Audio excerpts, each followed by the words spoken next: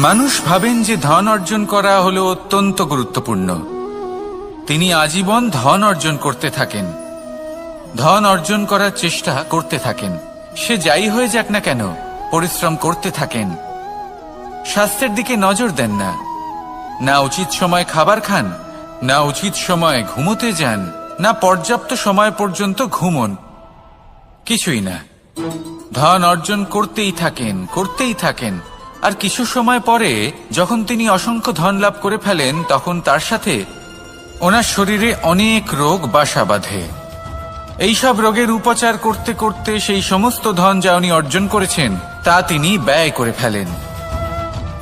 শেষ পর্যন্ত কি হয়? আমরা যেভাবে এসেছি ঠিক সেইভাবেই ফিরে যাই, ধন এখানেই থেকে যায়। দেখুন, একটা অত্যন্ত গুরুত্বপূর্ণ কথা রয়েছে যে আপনার বোঝা উচিত। এই যে ধন, তার ব্যবহার করুন জীবনকে আরো ভালো করে তোলার জন্য। ধনের সদ্ব্যবহার করা উচিত, এমন যেন না হয় এই ধন আপনাকে ভোগ করে ফেলে। এই জীবনকে নিশ্চিত রূপে আরো শ্রেষ্ঠ করে তুলুন। কিন্তু এই ধন অর্জন করার এই প্রক্রিয়াতে নিজের সারা জীবনকে নষ্ট করে ফেলবেন না। এই জীবন উপভোগ করতে শিখুন, আর আমার সাথে ভালোবেসে বলুন, রাধা রাধা।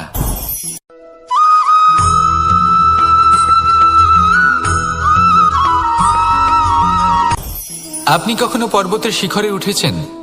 আপনি দেখতে পাবেন পর্বতের পদতলে প্রচুর সুন্দর ফুল রয়েছে, সবুজ বনানী রয়েছে। যত আপনি ওপরে উঠতে থাকবেন তত ফুল কমতে থাকবে, সবুজ বনানী কমতে থাকবে।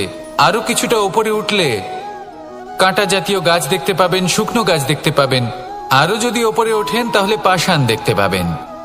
আরো ওপরে উঠলে হিমখণ্ড দেখতে পাবেন। এই যে পর্বত, তা মনুষ্য জীবনের সবথেকে উত্তম উদাহরণ। মানুষ যখন সাফল্যের শিখরে পৌঁছতে চান, মহানুভবতার শিখরে পৌঁছতে চান, পথে যত আস্তে আস্তে উপরে উঠতে থাকেন ততই ভৌতিক বস্তু তার থেকে বিচ্ছিন্ন হতে থাকে। যদি তিনি সেই ভৌতিক বস্তুগুলি ত্যাগ না করতে পারেন তাহলে কখনোই সেই স্থানে পৌঁছতে পারবেন না। আর মানুষ যদি উচিত ত্যাগ করতে পারেন, পথে অগ্রসর হতে থাকেন, এগোতে থাকেন, তাহলে একদিন না একদিন তিনি মহানুভবতার, জ্ঞানের, সাফল্যের হিমের স্বাদ অবশ্যই লাভ করবেন। মনে রাখবেন, মানব জীবনে ত্যাগ হলো অত্যন্ত গুরুত্বপূর্ণ অংশ।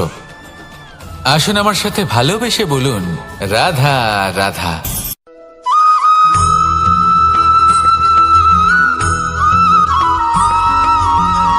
কেউ বলে জীবন খুব ক্ষণস্থায়ী, কেউ বলে জীবন হলো একটা সুন্দর স্বপ্নের মতো, আবার কেউ বলবে জীবন হলো এক কঠোর সত্য।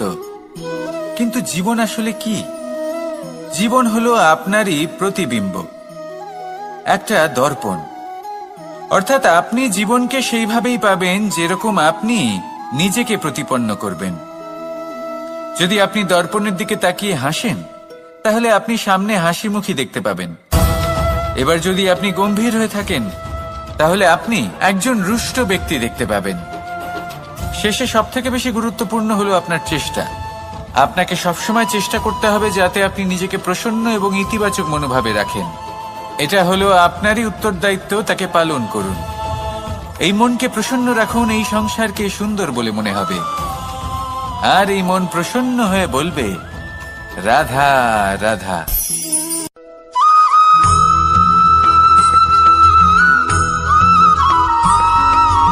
আমাদের শরীর প্রকৃতির সর্বশ্রেষ্ঠ রচনা। যে অঙ্গ প্রত্যঙ্গ আমরা লাভ করেছি, প্রত্যেকটির মধ্যে একটি নিজস্ব বার্তা রয়েছে। একটু ভেবে দেখুন, দুটি চোখ দিয়েছে দেখার জন্য, দুটি কান দিয়েছে শোনার জন্য, নাসিকাও আছে দুটি, দুটি হাত দিয়েছে দ্বিগুণ পরিশ্রম করার জন্য। কিন্তু জীব শুধুমাত্র একটি। তার উপরেও তীক্ষ্ণ বলিষ্ঠ দাঁত দিয়েছে তার রক্ষার জন্য। কখনো ভেবে দেখেছেন কেন?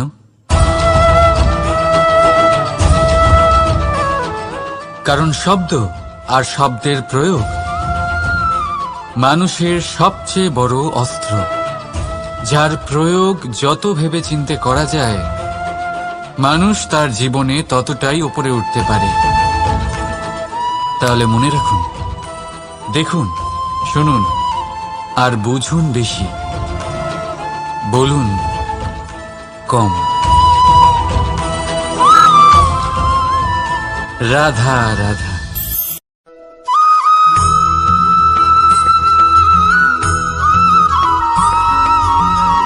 জীবন কিসের উপর নির্ভরশীল? ধনের ওপর। বৈভবের অনুভব যদি আপনি করতে চান, তাহলে তা পাবেন শুধু একতার দ্বারা, সংগঠনের দ্বারা। যদি আপনাকে উদাহরণ দিই, নিজের এই হাতটাকে দেখুন, 5টা আঙুল রয়েছে। কোনো একটা বস্তুকে নিজের একটা আঙুল দ্বারা তুলে ধরার চেষ্টা করে দেখুন, বড়ই কষ্ট হবে। তখন আপনি বুঝতে পারবেন, যখন এই 5টি আঙুল একত্রিত হয়, তখন কোনো কাজ কতটা সহজ হতে পারে। এটাই হলো শক্তি একতার। সব থেকে ভালো উদাহরণ যদি আপনাকে দিই, তাহলে বাঁশি। এই বাঁশি থেকে অত্যন্ত মধুর সুর নির্গত হয়, যা সবার মন প্রসন্ন করে দেয়। এই কথা সত্যি। কিন্তু এই বাঁশি আমি একটা বা দুটো আঙুল দিয়ে বাজাতে পারবো না। আমাকে প্রত্যেকটা আঙুল ব্যবহার করতেই হবে, তবেই এর থেকে মধুর সুর নির্গত হবে, যা সকলকে প্রসন্ন করবে। ঠিক কিনা? ঠিক এইভাবেই যদি আপনি চান যে আপনার জীবনরূপী বাঁশি থেকেও মধুর সুর নির্গত হোক বা সবার মনকে প্রসন্ন করে তুলুক, তাহলে আপনাকেও জীবনে একতা নিয়ে আসতেই হবে। আপনি একাও কর্ম করতে পারেন, পথ চলতেও পারেন, সামনেও এগোতে পারেন, সাফল্যও লাভ করতে পারেন।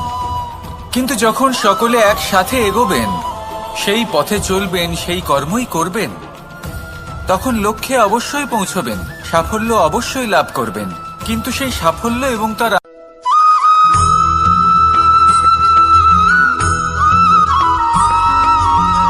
এই সংসারে সবথেকে বেশি কোমল বস্তু হলো রেশম। এই রেশম এতটাই কোমল হয় যে এর পুরো একটা থান শুধুমাত্র একটা হাতে ধরা সম্ভব। কখনো ভেবে দেখেছেন এই রেশম কিভাবে হয়? একটি কীট তার লালার দ্বারা উৎপন্ন হয়। এই কীট সেই রেশমকে পাক দিতে থাকে, পাক দিতেই থাকে, আর আস্তে আস্তে তার মধ্যেই জড়িয়ে পড়ে। শেষে ওর এই সুন্দর অমূল্য সৃষ্টি রেশমের এই সুতো, তার নির্মাণ কার্য পূর্ণ হয়। কিন্তু তাতেই ও নিজে বন্দী হয়ে যায়।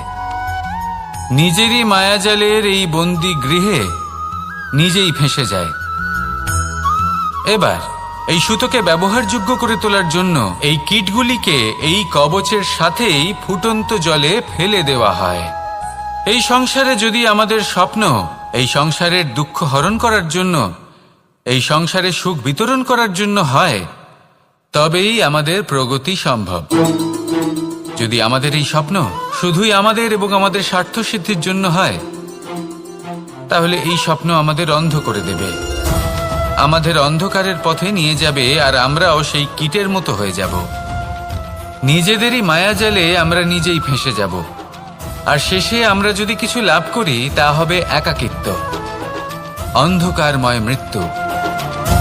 তাই স্বপ্ন অবশ্যই দেখুন, কিন্তু এমনভাবে স্বপ্ন দেখবেন না যে তার এই বন্দিগৃহে আপনি নিজেই ফেঁসে গেলেন।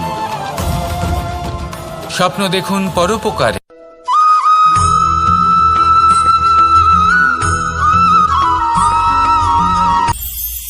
এটা হলো ধান গাছ। এর থেকে যে চাল উৎপন্ন হয় তা মানুষ গ্রহণ করেন। আর এটা কি? এ হলো জংলি ঘাস। একবার ভেবে দেখুন, যদি এই জংলি ঘাস ধান গাছের আশেপাশে থাকে, তাহলে কি হবে? ধান উৎপন্ন হতে পারবে? তা উৎকৃষ্ট হতে পারবে? আমরা কি তা গ্রহণ করতে পারবো? কখনোই নয়।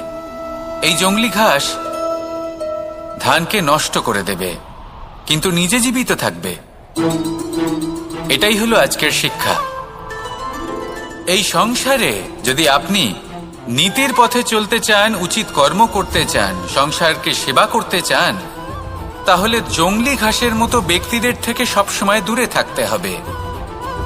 সেই ব্যক্তি যারা দুর্নীতি এবং মিথ্যা দ্বারা পরিপূর্ণ, যাদের ব্যবহার অশুভ, যাদের অনেক অশুভ গুণ রয়েছে, তারা সঠিক নয়। সেই সকল ব্যক্তি যাদের চরিত্র অত্যন্ত দুষ্ট হয়, তারা হয় শুভ চরিত্রের ব্যক্তিকে একদম নষ্ট করে দেয়, নয় নিজের মতো বানিয়ে তোলে। তাই যদি আপনি নীতির পথে চলতে চান, এই সংসারের জন্য শুভ কর্ম করতে চান, তাহলে সেই সঙ্গ লাভ করুন যে সঙ্গ জ্ঞানে পরিপূর্ণ, যাদের মধ্যে অনেক গুণ আছে, যাদের থেকে প্রতিদিন কিছু শিখতে পারবেন। এমন ব্যক্তির সাথে জীবন অতিবাহিত করুন, দুরাচারীদের থেকে দূরে থাকুন। তবেই এই মন প্রসন্ন হয়ে বলবে, রাধা রাধা।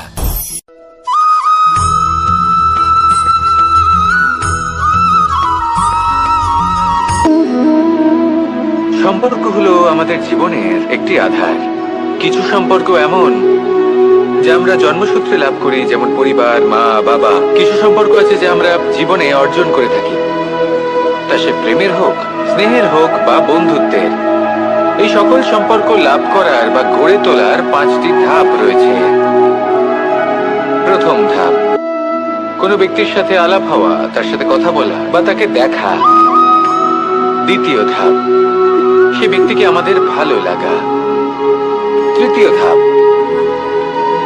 আমাদের এটা চাইতে শুরু করা যে জীবনে এই ব্যক্তি যেন আমাদের বন্ধু হন, আমাদের জীবনে থাকেন, বা আমাদের কাউকে ভালোবেসে ফেলা। আর এটা আমাদের ভাবা বা চাওয়া যে সেই ব্যক্তি যেন আজীবন আমার সাথে থাকেন, আমার জীবনে আমার সাথী হয়ে।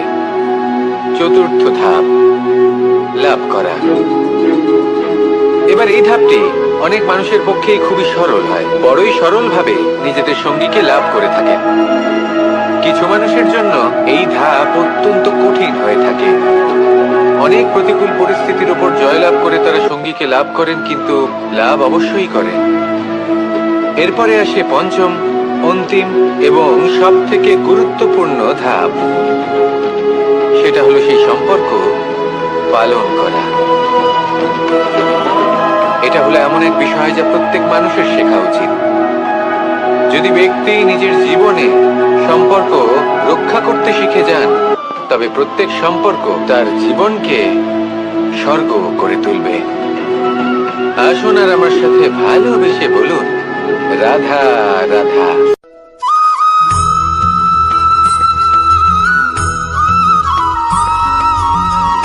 কথায় আছে, অন্ধকারে প্রদীপ প্রজ্বলিত করলে চতুর্দিক আলোকিত হয়। কিন্তু যদি এই প্রদীপ আমি সূর্যের আলোর সম্মুখে সকালবেলায় প্রজ্বলিত করে রেখে দিই, তাহলে কি হবে? আপনি বলবেন যে এটা করে তো কোনো লাভই হলো না। সূর্যের প্রকাশের সামনে এই প্রদীপ আসলে কিছুই নয়। এবার এই চিন্তা ভাবনা প্রত্যেক দিন করতে হবে, আর একটা অমূল্য শিক্ষা পেতে হবে। মনে করুন যে আপনি মহাপুরুষের সামনে বসে আছেন, কোনো মহাজ্ঞানীর সামনে। তাহলে সেই ব্যক্তির সামনে নিজের জ্ঞানের প্রদীপ প্রজ্বলিত করবেন না, নীরব থাকুন। আর সেই ব্যক্তির সূর্যের প্রকাশের মতো জ্ঞান প্রাপ্ত করুন। যতটা পারবেন জ্ঞান লাভ করুন। যদি এমন কোনো সময়, এমন কোনো স্থানে আপনি আছেন যেখানে চতুর্দিক অন্ধকার, কারোর কাছেই জ্ঞান নেই, সেখানে নিজের জ্ঞানের প্রদীপ প্রজ্বলিত করুন। এমন করলে দুদিক থেকেই আপনার লাভ হবে। আপনার জ্ঞান প্রাপ্তিও হবে, আর জ্ঞানের সঠিক প্রয়োগও করতে পারবেন। আর এই মন প্রসন্ন হয়ে বলবে, রাধা রাধা।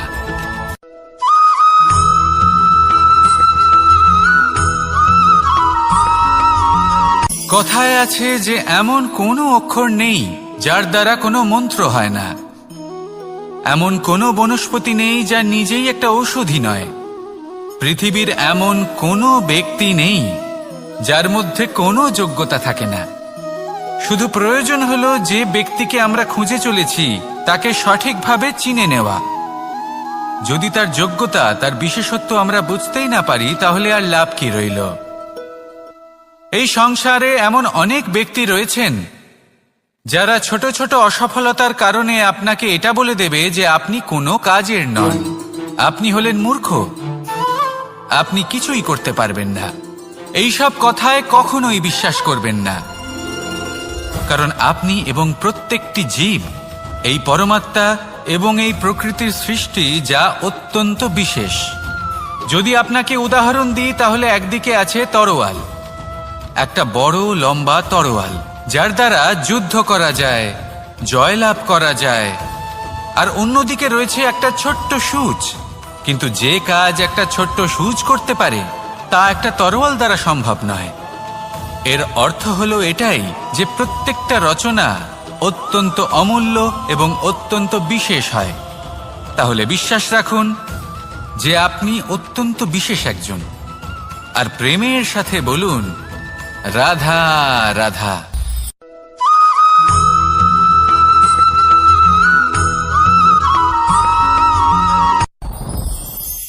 সাথী। সাথী এই শব্দটির ব্যাখ্যা কে কিভাবে করে? মিত্র, সখা, বন্ধু। কিন্তু অর্থ একটাই, তিনি যিনি আপনার সঙ্গী হন আর তিনি যার সাথী আপনি হন। এবার সব থেকে বড় প্রশ্ন হলো এটাই যে তিনি কে হতে পারেন যাকে আপনি আপনার সাথী বলে মেনে নিতে পারেন, নিজের সখা, নিজের মিত্র, নিজের বন্ধু মেনে নিতে পারেন। আপনার সাথী হলেন তিনি যিনি দুঃখের সময় আপনার পাশে থাকবেন, আপনার হাত ধরে থাকবেন। আপনার সাথী হলেন তিনি যার হাত আপনি নিজের সুখের দিনে ধরে থাকবেন। সেই সাথীরই হাত ধরুন যিনি দুঃখে সবসময় আপনাকে সাহায্য করার জন্য তৎপর হয়ে থাকেন, আপনার পাশে থাকেন, আর যাকে সুখের দিনে আপনি আপনার সাথে রাখতে পারেন। আর যখন আপনার সাথে আপনার এই সাথী থাকবে তখন আপনি এটা বুঝবেন যে যখন জীবনে দুঃখ আসে তখন এই দুঃখ কমে যায়, সবার মধ্যে ভাগ হয়ে যায়। আর যদি তখন সুখ আসে তাহলে সেটা সবার উপস্থিতিতে আরো বেড়ে যায়। এটাই হলো প্রেম, এটাই হলো ভালোবাসা, এটাই হলো সঙ্গ। যেমন সম্পর্ক আমার আর রাধার মাঝে। তাহলে আসুন আর আমার সাথে ভালোবেসে বলুন রাধা রাধা।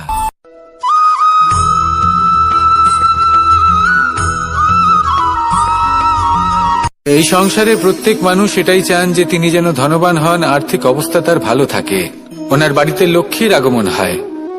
কিন্তু সেটা হবে কি করে, সেটাই হলো প্রশ্ন। কেউ বলেন যে যদি পরিশ্রম করো তাহলে ধন অর্জন সম্ভব, কেউ বলেন যে যদি বিদ্যা লাভ হয় তবেই ধন অর্জন সম্ভব, কেউ বলেন যে যদি বলশালী হও তবেই সম্পন্ন থাকবে। ভালো কথা, যদি তাই হয়ে থাকে তবে দিনমজুর সারা দিন পরিশ্রম করেন, তিনি কেন ধনী হন না? অনেকজন বিদ্বান মানুষ আছেন এই সংসারে, তারা কেন ধনবান হন না? অনেক সংখ্যক বলশালী ব্যক্তি আছেন, তাদের কাছে ধন নেই কেন? তাদের কেন ধনের অভাব হয়? আবার এমনও কিছু মানুষ আছেন যারা পরিশ্রম করেন, তারা দিনমজুর, কিন্তু তারা ধন অর্জন করতে পারেন। কিছু বিদ্বান ব্যক্তি আছেন যাদের কাছে অধিক মাত্রায় ধন রয়েছে, কয়েকজন বলশালী ব্যক্তি রয়েছেন যাদের কাছে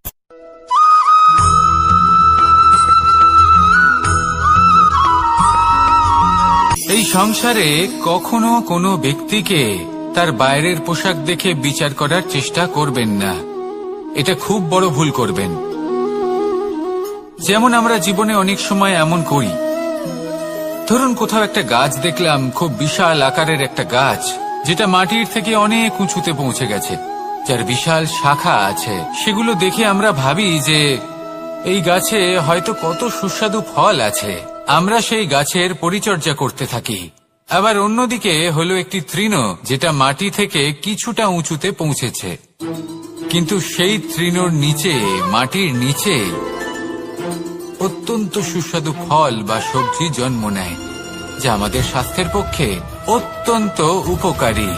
সেই জন্য কখনো আবরণ দেখে কাউকে বিচার করতে চেষ্টা করবেন না, তার বদলে এটা বোঝার চেষ্টা করুন যে আপনার সামনে যে ব্যক্তি আছে বা বস্তু আছে তার বিশেষত্ব কি।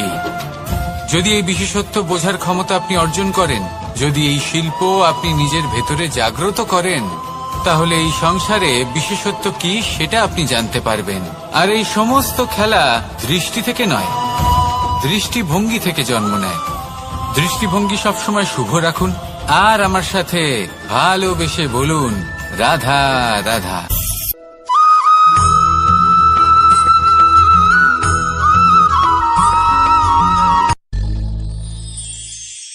শিশিরের বিন্দু পাতার ওপর পড়ে আর তার গায়ে লেগে থাকে। পাতা তাকে শুষে নিতে পারে না, আর শেষ পর্যন্ত সে ঝরে পড়ে যায়। অন্যদিকে রয়েছে মেঘ এবং চাতক। এদের মধ্যে অনেক দূরত্ব থাকে। মেঘ থাকে আকাশে আর চাতক থাকে ধরিত্রীতে। কিন্তু যখন এই মেঘ থেকে বৃষ্টি ঝরে পড়ে, এই চাতক কিন্তু সেই জলই পান করে, নয়তো সে তৃষ্ণার্ত থেকে যায়। এবার অন্যদিকে দেখলাম শিশির বিন্দু আর পাতার এই সম্পর্ক। এরা খুব কাছাকাছি থাকে, ঘনিষ্ঠও থাকে। অন্যদিকে রয়েছে মেঘ এবং চাতকের সম্পর্ক, যাদের মধ্যে অনেক দূরত্ব থাকা সত্ত্বেও তারা খুব ঘনিষ্ঠ, তাই না? এই সারমর্ম খুব সরল। এই নৈকট্য, এই দূরত্ব, তা আপনার সম্পর্কে প্রভাব কিছুতেই ফেলতে পারে না। এই নৈকট্য, এই দূরত্ব, এইসব হলো শুধুমাত্র মনের ব্যাপার। কখনো আপনি অনুভব করেছেন আপনি কারোর থেকে অনেক অনেক দূরে আছেন, অনেক দূরে আছেন, তাও সেই ব্যক্তির প্রতি আপনি টান অনুভব করেন। সেখানে আপনি কারোর সাথে প্রত্যেক দিন অতিবাহিত করেন, সমস্ত জীবন অতিবাহিত করেন, সব থেকে বেশি সময় তার সাথে অতিবাহিত করেন, তাও তার প্রতি সেই টান অনুভব করেন না। এই সংকেত হলো মনের দূরত্বের। তাহলে মনের এই দূরত্ব দূর করুন আর আমার সাথে।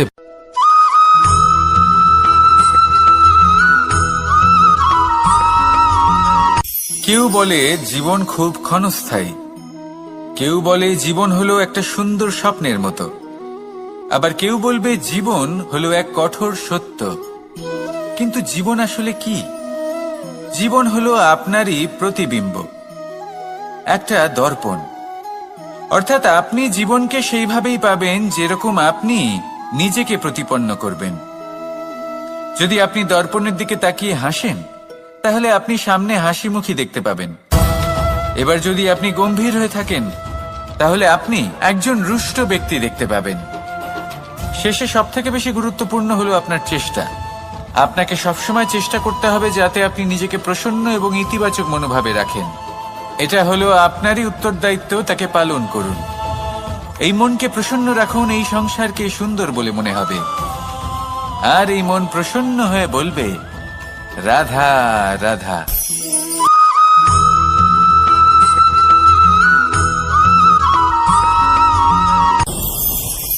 ভয়ের সাথে আমরা সবাই পরিচিত, কষ্টও আমরা সবাই পেয়েছি।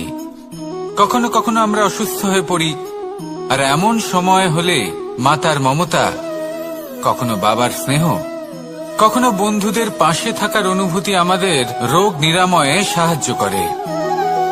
কখনো যদি আমরা নিরাশ হয়ে পড়ি, তখন যদি আমাদের কোনো আপনজন আমাদের দুটো ভালো কথা বলে, তখন আমাদের মনোবল বেড়ে যায়। ঠিক তেমন সংসারের এই রঙ্গমঞ্চে যদি আপনি পীড়িত অনুভব করেন, কিছু শুভ কথা আলোচনা করুন, কিছু স্তুতি গান করুন, কিছু মুহূর্তের জন্য হলেও নিজের ইষ্টদেবের কথা স্মরণ করুন আর প্রার্থনা করুন। সাহস বাড়বে, শক্তিও বৃদ্ধি পাবে এবং সামনে এগিয়ে চলার পথও দেখতে পাবেন। তখন এই মন প্রসন্ন হয়ে বলবে, রাধা রাধা।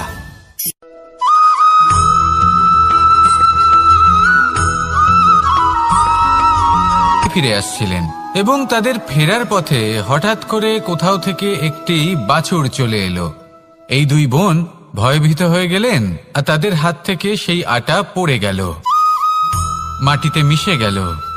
এবার এই পুরো ঘটনাক্রমে যদি কারোর বিন্দুমাত্র লাভ হয়ে থাকে, বিন্দুমাত্র আনন্দ পেয়ে থাকে, তাহলে সে কে? সেই ছোট বোন, যিনি মাঝে মাঝেই গমের দানা তুলছিলেন এবং খাচ্ছিলেন। কিছুটা হলেও উনি আনন্দ লাভ করেছিলেন। এবার এরকমই হলো আমাদের জীবনে ভক্তি এবং ভালোবাসা সংক্রান্ত বিষয়। মানুষ নিজের জীবনের দৈনিক কাজে এতটাই ব্যস্ত হয়ে পড়েন, প্রত্যেকদিন শুধু কাজ কাজ কাজ কাজ করতে থাকেন, আর তাতে ভক্তি এবং ভালোবাসার জন্য সময় বার করতেই পারেন না। দেখুন, জীবনে ভক্তি আর প্রেমের এই যে ছোট ছোট মুহূর্ত আছে, এগুলো যদি আপনি যাপন করতে পারেন, তাহলে তাতেই আপনি তৃপ্তি লাভ করবেন। বাকি সবই আপনার ব্যর্থ বলেই মনে হবে। জীবনে যখনই আপনি কোনো কাজ করবেন, ঈশ্বরের প্রতি সমর্পিত হয়ে সেই কাজ করুন। আর যখনই সময় পাবেন, তাহলে সেই সময় নিজের আপনজনদের দিন, যাদের আপনি ভালোবাসেন, তাদের প্রতি যত্নবান হন, তাদের শুভাকাঙ্ক্ষী হন। এই প্রেম আর ভক্তির ছোট ছোট মুহূর্তগুলো আপনার জীবনকে চরিতার্থ করে তুলবে। আসুন আমার সাথে ভালোবেসে বলুন, রাধা রাধা।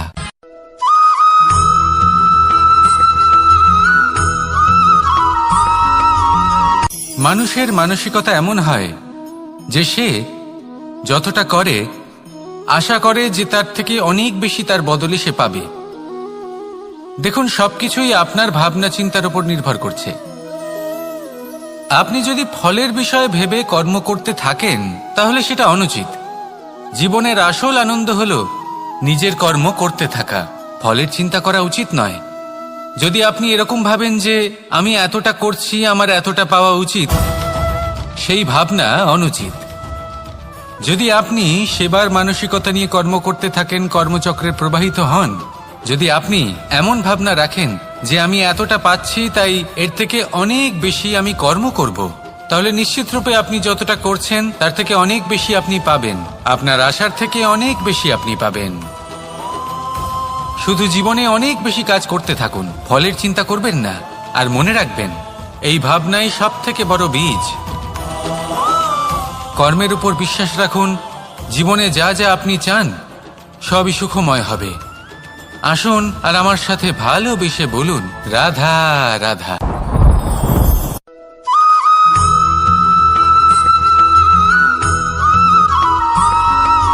প্রত্যেক মানুষ নিজের জীবনে হীরক তথা হীরে এবং দর্পণ এই দুই দেখেছেন।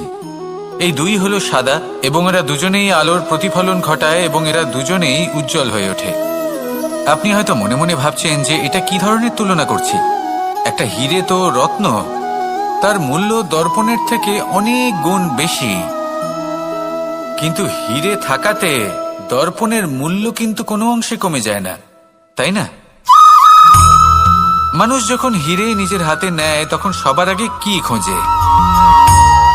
দর্পণ, যাতে তার মধ্যে দিয়ে দেখে সে বুঝতে পারে যে সেই হীরে আদৌ তার শোভাবর্ধন করছে কিনা, তাকে ভালো দেখাচ্ছে কিনা, প্রসাধনের জন্য সেটা ব্যবহার করা ঠিক হবে কিনা।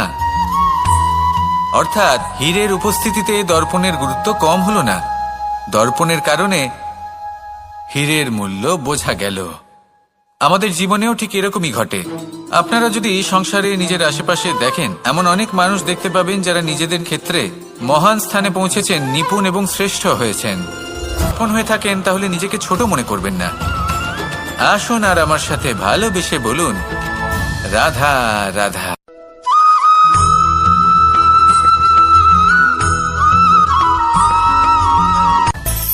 মানুষের মধ্যে একটা বিচিত্র প্রবৃত্তি থাকে, অন্য সকলের বিষয়ে, তাদের জীবনের বিষয়ে, তাদের ব্যক্তিত্বের বিষয়ে, তাদের ভবিষ্যতের বিষয়ে অনুমান করা। এটা হলো অনুচিত। কারোর অতীতকালকে দেখে লোকে ভবিষ্যৎ বলে দিতে পারেন, বর্তমানকে দেখে ভবিষ্যতের বিষয়ে অনুমান করে ফেলেন। উদাহরণ দিতে হলে বলবো, কোনো দাসকে দেখুন, ওকে দেখে লোকে বলে যে ওর ভবিষ্যৎ সেটাই হতে পারে, অনুমান করে ফেলেন। আর এই রাজাকে দেখুন, উনি তো কত সুখী হবেন, উনি তো জগতের সব থেকে অধিক সুখী মানুষ, কত সুখ সুবিধা আছে ওনার কাছে, ধারণা করে ফেলেন। তবে সত্য তো এটাই যে কারোর ব্যক্তিত্বের বিষয়ে, তাদের ভবিষ্যতের বিষয়ে আপনি পূর্ণ সত্য কখনোই বলতে পারবেন না, শুধু অনুমান করতে পারবেন। আর এই অনুমান করে সত্যি কোনো লাভ হয় না, কারণ এই কাল সেটা হলো অত্যন্ত শক্তিশালী। কালো থেকে কালোতর কয়লাকেও হীরেতে পরিণত করতে পারে, অনেক বড় বড় রাজাকেও বিদূষক বানিয়ে ফেলতে পারে এক মুহূর্তেই। তাহলে আপনি অনুমান করে কি লাভ? কি পেলেন অনুমান করে? সেই জন্য কারোর বিষয়ে কোনো অনুমান করবেন না, তার ভবিষ্যতের বিষয়ে অনুমান করতে যাবেন না, কারোর বিষয়ে কোনো ধারণা করে নেবেন না। কিছু করতে হলে ভালোবাসুন, সবার মধ্যে ভালোবাসা ছড়ান, সবার মধ্যে ধন্যাত্মক ভাব ছড়ান। এই মন প্রসন্ন হয়ে বলবে, রাধা রাধা।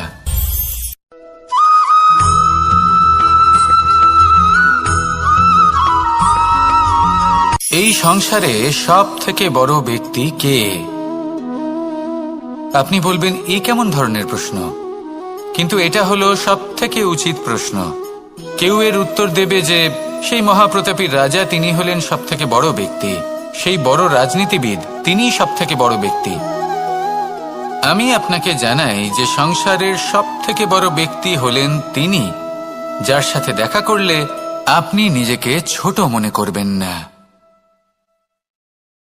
কোনো ব্যক্তি যিনি সব থেকে বেশি শক্তিশালী, আপনি যদি তার সামনে যান তাহলে উনি আপনার অন্তরের শক্তিকে বাইরে বের করে আনবে, আপনার অন্তরের লুকিয়ে থাকা শক্তিকে জাগ্রত করতে প্রেরণা প্রদান করবে।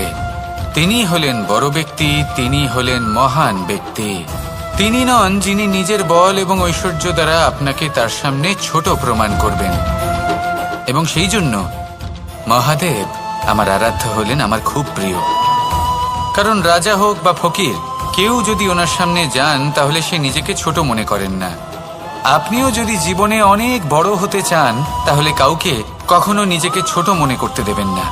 তার অন্তরে বড় হয়ে ওঠার প্রেরণা প্রদান করুন। আসুন আমার সাথে ভালোবেসে বলুন, রাধা রাধা।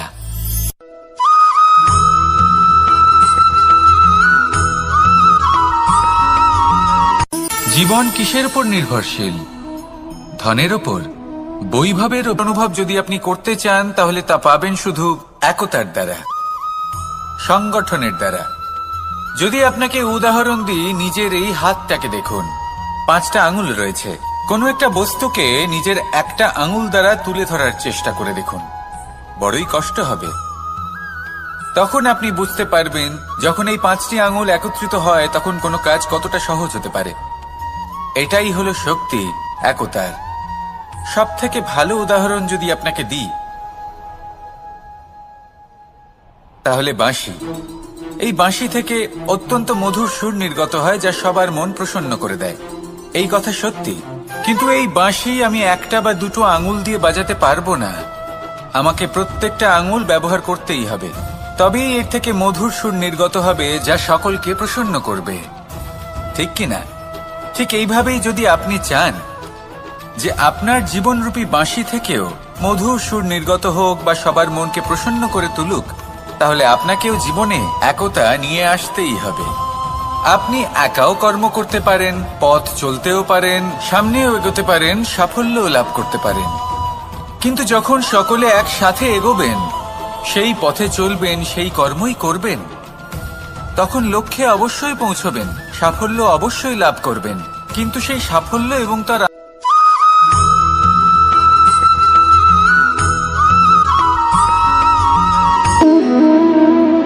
সম্পর্ক হলো আমাদের জীবনের একটি আধার। কিছু সম্পর্ক এমন যা আমরা জন্মসূত্রে লাভ করি, যেমন পরিবার, মা, বাবা। কিছু সম্পর্ক আছে যা আমরা জীবনে অর্জন করে থাকি, তা সে প্রেমের হোক, স্নেহের হোক বা বন্ধুত্বের। এই সকল সম্পর্ক লাভ করার বা গড়ে তোলার 5টি ধাপ রয়েছে। প্রথম ধাপ, কোনো ব্যক্তির সাথে আলাপ হওয়া, তার সাথে কথা বলা বা তাকে দেখা। দ্বিতীয় ধাপ, সে ব্যক্তিকে আমাদের ভালো লাগা। তৃতীয় ধাপ, আমাদের এটা চাইতে শুরু করা যে জীবনে এই ব্যক্তি যেন আমাদের বন্ধু হন, আমাদের জীবনে থাকেন, বা আমাদের কাউকে ভালোবেসে ফেলা আর এটা আমাদের ভাবা বা চাওয়া যে সেই ব্যক্তি যেন আজীবন আমার সাথে থাকেন, আমার জীবনে আমার সাথী হয়ে। চতুর্থ ধাপ, লাভ করা। এবার এই ধাপটি অনেক মানুষের পক্ষেই খুবই সরল হয়, বড়ই সরলভাবে নিজেদের সঙ্গীকে লাভ করে থাকেন। কিছু মানুষের জন্য এই ধাপ অত্যন্ত কঠিন হয়ে থাকে। অনেক প্রতিকূল পরিস্থিতির উপর জয়লাভ করে তারা সঙ্গীকে লাভ করেন, কিন্তু লাভ অবশ্যই করেন। এরপরে আসে পঞ্চম, অন্তিম এবং সব থেকে গুরুত্বপূর্ণ ধাপ। সেটা হলো সেই সম্পর্ক পালন করা। এটা হলো এমন এক বিষয় যা প্রত্যেক মানুষের শেখা উচিত। যদি ব্যক্তি নিজের জীবনে সম্পর্ক রক্ষা করতে শিখে যান, তবে প্রত্যেক সম্পর্ক তার জীবনকে স্বর্গ করে তুলবে। আসুন আর আমার সাথে ভালোবেসে বলুন, রাধা রাধা।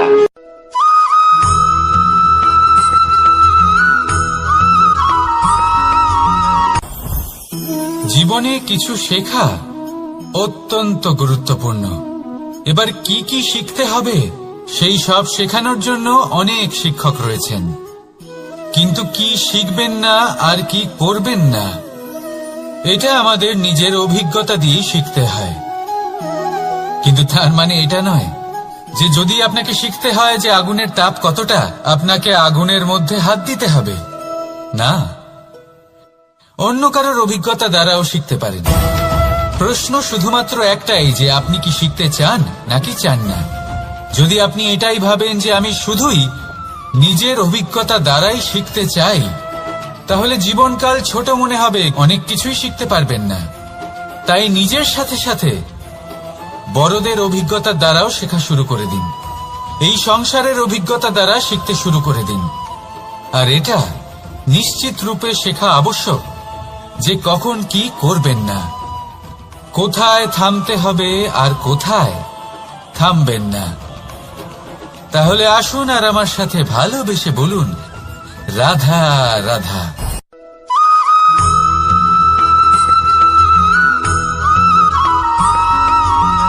ভালো, শুধু ওনাদের কঠোর ব্যবহার দেখলে আমরা একটু ভয় পেয়ে যাই। এবার ওনাদের এই কঠোর ব্যবহার আমাদের ভালো না লাগলেও অত্যন্ত আবশ্যক, কারণ মাতার থেকে আমরা যে শক্তি লাভ করি তা যেন নিয়ন্ত্রণ হারিয়ে বিধ্বংসী না হয়ে ওঠে। আমরা যেন কোনো কুপথে না চলে যাই, আমরা কখনো যেন দোষ না করে ফেলি। শুধু সেই জন্য পিতা এবং গুরু একটু কঠোর হয়ে ওঠেন, এবং ওনাদের এই কঠোর আচরণ ভবিষ্যতে গিয়ে আমরা অবশ্যই বুঝতে পারি। জীবনে কিছু বছর আমরা এগিয়ে যাই আর তারপর আমরা বুঝতে পারি যে বাবা এবং গুরু আমাদের যথেষ্ট ভালোবাসতেন, কিন্তু ওনাদের ভালোবাসার বহিঃপ্রকাশ আলাদা। প্রয়োজনীয় হলো এটা দেখার, এটা বোঝার যে শুরু থেকে আমাদের প্রতি ওনাদের আচরণ কেমন ছিল। ওনাদের কঠোর হওয়ার পেছনে ওনাদের ভালোবাসাটা বোঝার চেষ্টা করুন, ওনাদের চিন্তাটা বোঝার চেষ্টা করুন, ওনাদের পথপ্রদর্শনের আড়ালে আপনার ভবিষ্যতের জন্য যে পরিকল্পনা ওনারা করেছেন সেটা বোঝার চেষ্টা করুন। তখন আপনারা বুঝতে পারবেন ওনাদের ভালোবাসাকে। আপনার মনের মধ্যে আপনা থেকেই ওনাদের প্রতি সম্মান জেগে উঠবে। নিজের পিতা এবং নিজের গুরু এই দুজনের প্রতি কৃতজ্ঞতা প্রকাশ করুন আর আমার সাথে ভালোবেসে বলুন, রাধা রাধা।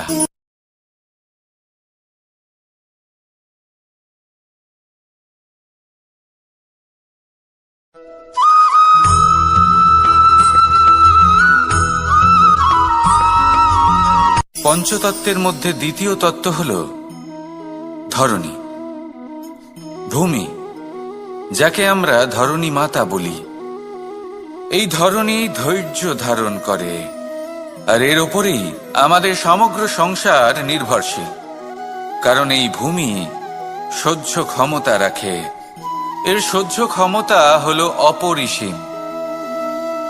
সন্তান যতই আঘাত প্রদান করুক না কেন প্রেম পূর্বক সহ্য করে, আর তার বদলে অমূল্য রত্ন প্রদান করে। সন্তান যদি হাল চালায় তাহলে তার বদলে তাকে অন্ন প্রদান করে। এটাই হলো ধরণী। এবার এর থেকে আমরা কি শিক্ষা পেতে পারি? এটাই যে কারোর জন্য কিছু করা বা কাউকে কিছু দেওয়া মনে কোনো কামনা ছাড়াই। আর এই কথাটা বুঝে যান, যদি কারোর জন্য কামনা না রেখে বা কোনো পাওয়ার আশা না রেখে কারোর জন্য কিছু করেন বা কারোকে কিছু দেন, যদি এটা আপনি শিখতে পারেন তবে আপনি ভালোবাসতে শিখে গেছেন। আর সেই জন্যই এই ধরিত্রীকে মাতা বলা হয়। কারণ মাতা শুধু উনি নন যিনি গর্ভে সন্তানকে ধারণ করেন, মাতা তো উনিও যিনি জীবন বাঁচতে শেখান, যিনি জীবন বাঁচার উদাহরণ প্রদান করেন। তাহলে ধরণীর থেকে এই নিঃস্বার্থ ভাব শিখুন, নিঃস্বার্থ ভালোবাসা শিখুন, আর এই ভালোবাসার সাথেই বলুন, রাধা রাধা।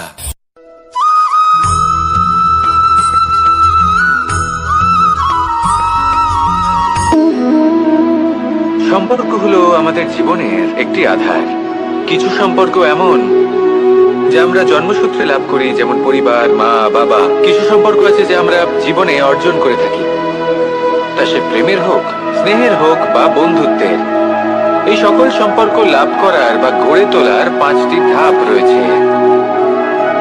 প্রথম ধাপ, কোনো ব্যক্তির সাথে আলাপ হওয়া, তার সাথে কথা বলা বা তাকে দেখা। দ্বিতীয় ধাপ, সে ব্যক্তিকে আমাদের ভালো লাগা। তৃতীয় ধাপ,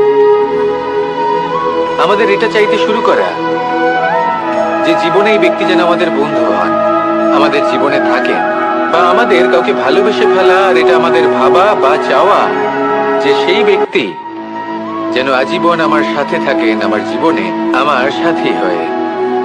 চতুর্থ ধাপ, লাভ করা।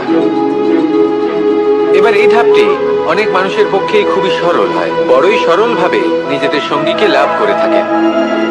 কিছু মানুষের জন্য এই ধাপ অত্যন্ত কঠিন হয়ে থাকে। অনেক প্রতিকূল পরিস্থিতির উপর জয়লাভ করে তারা সঙ্গীকে লাভ করেন, কিন্তু লাভ অবশ্যই করেন। এরপরে আসে পঞ্চম, অন্তিম এবং সব থেকে গুরুত্বপূর্ণ ধাপ। সেটা হলো সেই সম্পর্ক পালন করা। এটা হলো এমন এক বিষয় যা প্রত্যেক মানুষের শেখা উচিত। যদি ব্যক্তি নিজের জীবনে সম্পর্ক রক্ষা করতে শিখে যান, তবে প্রত্যেক সম্পর্ক তার জীবনকে স্বর্গ করে তুলবে। আসুন আর আমার সাথে ভালোবেসে বলুন, রাধা রাধা।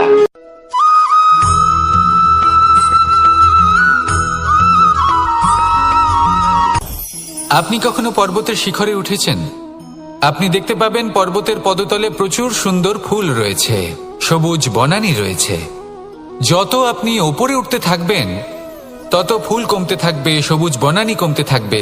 আরো কিছুটা ওপরে উঠলে কাঁটা জাতীয় গাছ দেখতে পাবেন, শুকনো গাছ দেখতে পাবেন। আরো যদি ওপরে ওঠেন তাহলে পাষাণ দেখতে পাবেন। আরো ওপরে উঠলে হিমখণ্ড দেখতে পাবেন। এই যে পর্বত, তা মনুষ্য জীবনের সব থেকে উত্তম উদাহরণ। মানুষ যখন সাফল্যের শিখরে পৌঁছতে চান, মহানুভবতার শিখরে পৌঁছতে চান, পথে যত আস্তে আস্তে উপরে উঠতে থাকেন, ততই ভৌতিক বস্তু তার থেকে বিচ্ছিন্ন হতে থাকে। যদি তিনি সেই ভৌতিক বস্তুগুলি ত্যাগ না করতে পারেন, তাহলে কখনোই সেই স্থানে পৌঁছতে পারবেন না। আর মানুষ যদি উচিত ত্যাগ করতে পারেন, পথে অগ্রসর হতে থাকেন, এগোতে থাকেন, তাহলে একদিন না একদিন তিনি মহানুভবতার, জ্ঞানের, সাফল্যের হিমের স্বাদ অবশ্যই লাভ করবেন। মনে রাখবেন, মানব জীবনে ত্যাগ হলো অত্যন্ত গুরুত্বপূর্ণ অংশ। আসুন আমার সাথে ভালোবেসে বলুন, রাধা রাধা।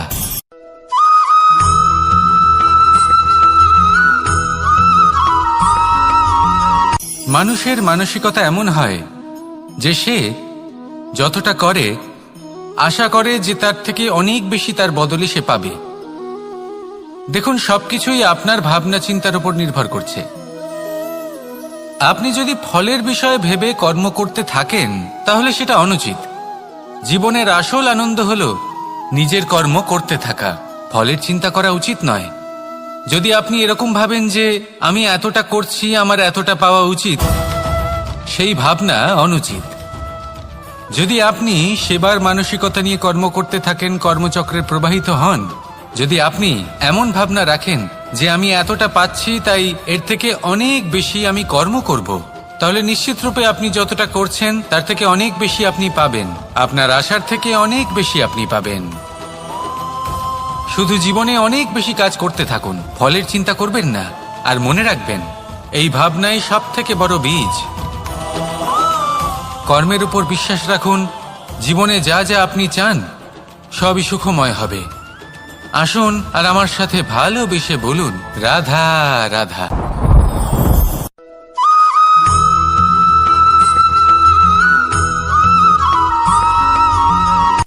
সূচের শেষে একটি ছিদ্র থাকে, যার দ্বারা আমরা এই সুতো পরাতে পারি।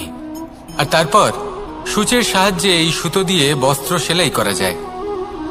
কিন্তু যদি সুতোটা সোজা করে ধরা না হয়, তাহলে সূচে কখনো এই সুতো পরানোই সম্ভব নয়। যদি এতে কোনো গিঁট পড়ে, তখন তা কখনোই এই ছিদ্র দ্বারা প্রবেশ করা সম্ভব নয়। ঠিক এইভাবেই যদি আপনি কারোর জীবনে প্রবেশ করতে চান, কারোর অন্তরে প্রবেশ করতে চান, তাহলে আপনাকেও সহজ থাকতে হবে। এতে কোনো গিট থাকলে চলবে না, অর্থাৎ মনে যাতে কোনো মালিন্য না থাকে, যেন কোনো কুচিন্তা না থাকে। যদি এসব থাকে তাহলে আপনি কখনো কারোর জীবনে প্রবেশ করতে পারবেন না। আর যদি কোনোভাবে আপনি প্রবেশ করেও যান তাহলে তার মনে ঘর করতে পারবেন না। নিজেকে এই সুতোর মতন করে তুলুন, সহজ। মনে যেন কোনো কুচিন্তা না থাকে, সবার প্রতি যেন সদ্ভাবনা থাকে, শুভ চিন্তা থাকে। এমনটা করতে থাকুন। এমন একটা দিন আসবে যেদিন এই সমস্ত সংসারের ব্যক্তির মনে আপনি বাস করবেন, আর তখন এই মন প্রসন্ন হয়ে বলবে, রাধা রাধা।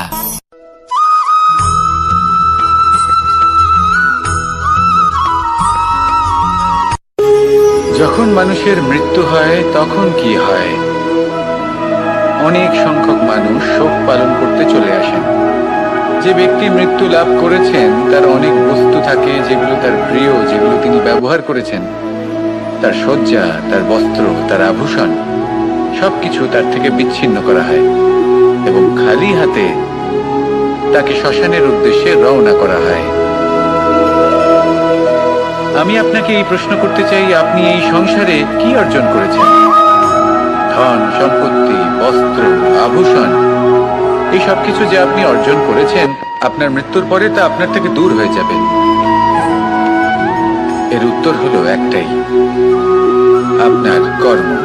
শুধু সেটাই আছে যা একান্ত আপনার, আর শুধু সেটাই এই সংসার থেকে চলে যাওয়ার পরেও সংসারেই জীবিত থাকবে। যদি আপনি দুষ্কর্ম করেন তাহলে এই সংসার আপনাকে একটি অনুচিত উদাহরণ হিসেবে মনে রাখবে যে এই ব্যক্তি খুব পাপী ছিল, অনুচিত কর্ম করতেন। যে পথে তিনি চলেছেন সেই পথে কারোর চলা উচিত নয়। সেখানেই যদি আপনি সৎকর্ম করেন তাহলে সংসার চিরকাল এটাই বলবে যে খুব ভালো মানুষ ছিলেন, সবাইকে ভালোবাসতেন, সবাইকে সাহায্য করতেন, আমার খুব প্রিয় মানুষ ছিলেন। এটাই হলো শ্রেষ্ঠ কর্ম। সেই জন্য জীবনে শুধুমাত্র ধন সম্পত্তি, আভূষণ এই সব অর্জন করতে গিয়ে নিজের মনোনিবেশ করবেন না। শ্রেষ্ঠ কর্ম করুন। সংসার থেকে চলে যাওয়ার পরেও এই কর্মই এই সংসারে আপনাকে জীবিত রাখবে।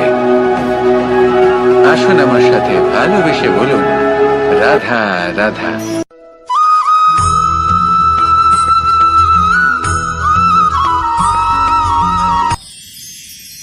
মানুষ তার জীবনে দুই ধরনের পরিস্থিতিকে খুব ভয় পায়। এক, কোনো কারণবশত কারোর সামনে নত হওয়া। দুই, কোনো কারণে নিজের চরিত্র থেকে, নিজের মূল্যবোধ থেকে বিচ্যুত হওয়া। এবার কেন হয় এরকম যে কথায় কথায় কারোর সামনে নত হতে হয়? কেন বারংবার নিজের চরিত্র থেকে চ্যুত হতে হয়? এরকম কেন হয়? এটা তখনই হয় যখন আমাদের শিক্ষা এবং মূল্যবোধের অভাব থাকে। যদি মানুষের মধ্যে প্রকৃত শিক্ষা থাকে তাহলে এই সংসারে কোনো সময় এবং কারোর সামনেই নত হওয়ার কোনো প্রয়োজন নেই। যদি মানুষের মধ্যে মূল্যবোধ থাকে তাহলে তাকে নিজের মূল্যবোধ বা চরিত্র থেকে বিচ্যুত হতে হয় না, তা সে যাই হয়ে যাক না কেন। কোনো বালককে যদি জন্ম থেকেই সুশিক্ষার অধিকারী করা হয়, শিক্ষিত করা হয়, মূল্যবোধের অধিকারী করা হয়, তবে সে এই সংসারে এমন কর্ম করবে যাতে সে নিজেকে, নিজের পরিবারকে, সমগ্র সমাজকে গর্বিত করতে পারে। শিক্ষা লাভ করুন, মূল্যবোধ লাভ করুন এবং আমার সাথে ভালোবেসে বলুন, রাধা রাধা।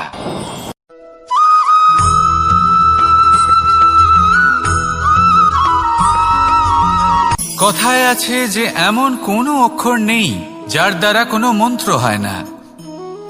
এমন কোনো বনস্পতি নেই যা নিজেই একটা ঔষধি নয়। পৃথিবীর এমন কোনো ব্যক্তি নেই যার মধ্যে কোনো যোগ্যতা থাকে না। শুধু প্রয়োজন হলো যে ব্যক্তিকে আমরা খুঁজে চলেছি তাকে সঠিকভাবে চিনে নেওয়া। যদি তার যোগ্যতা, তার বিশেষত্ব আমরা বুঝতেই না পারি তাহলে আর লাভ কি রইল?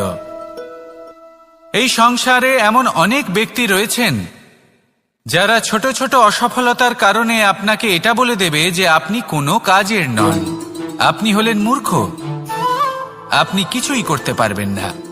এইসব কথায় কখনোই বিশ্বাস করবেন না, কারণ আপনি এবং প্রত্যেকটি জীব এই পরমাত্মা এবং এই প্রকৃতির সৃষ্টি, যা অত্যন্ত বিশেষ। যদি আপনাকে উদাহরণ দিই, তাহলে একদিকে আছে তরোয়াল, একটা বড় লম্বা তরোয়াল, যার দ্বারা যুদ্ধ করা যায়, জয়লাভ করা যায়। আর অন্যদিকে রয়েছে একটা ছোট্ট সূচ, কিন্তু যে কাজ একটা ছোট্ট সূচ করতে পারে তা একটা তরোয়াল দ্বারা সম্ভব নয়। এর অর্থ হলো এটাই যে প্রত্যেকটা রচনা অত্যন্ত অমূল্য এবং অত্যন্ত বিশেষ হয়। তাহলে বিশ্বাস রাখুন যে আপনি অত্যন্ত বিশেষ একজন, আর প্রেমের সাথে বলুন রাধা রাধা।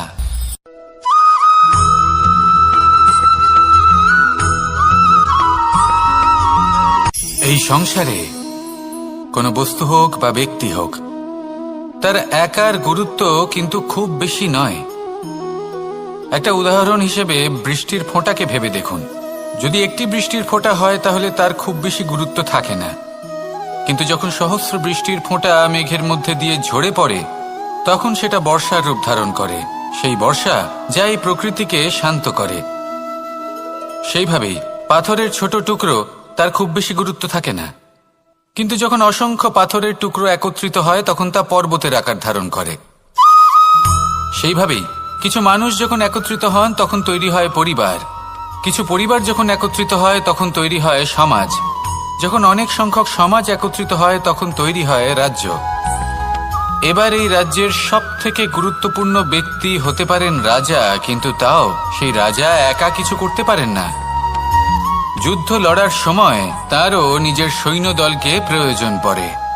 কিন্তু এই সংসারে এমন একজন ব্যক্তি আছেন যিনি একাই সব কাজ করতে থাকেন, এবং সেই ব্যক্তি হলেন মা। আমাদের জীবনে একজন পিতার ভূমিকা কিন্তু নিঃসন্দেহে অমূল্য, কিন্তু আমাদের সকলের জীবনে যে ভূমিকা একজন মায়ের তা অন্য কারোর থাকে না। একজন মা একাই সন্তানকে বড় করতে পারেন, সংস্কারী করে তুলতে পারেন, তার জন্য পরিশ্রম করেন। আর এত কিছু কাজ করার পরেও তার কাজের জন্য তিনি প্রশংসা অবশ্য পান না। উল্টে যদি সেই সন্তান অনুচিত পথে চালিত হয়, অনুচিত কর্ম করে, তখন সেই মাকেই অপবাদের পাত্র হয়ে উঠতে হয়। আমাদের জীবনে মায়ের যোগদান কতটা সেটা বুঝুন। আপনাকে বড় করে তোলার জন্য উনি কতটা পরিশ্রম করেছেন সেটা বুঝুন।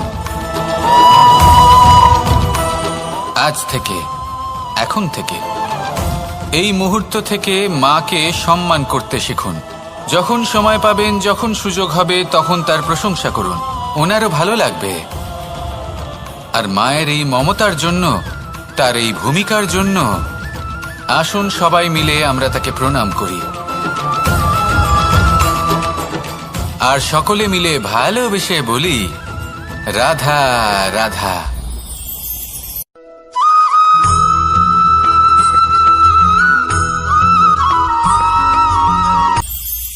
এটা হলো ধান গাছ।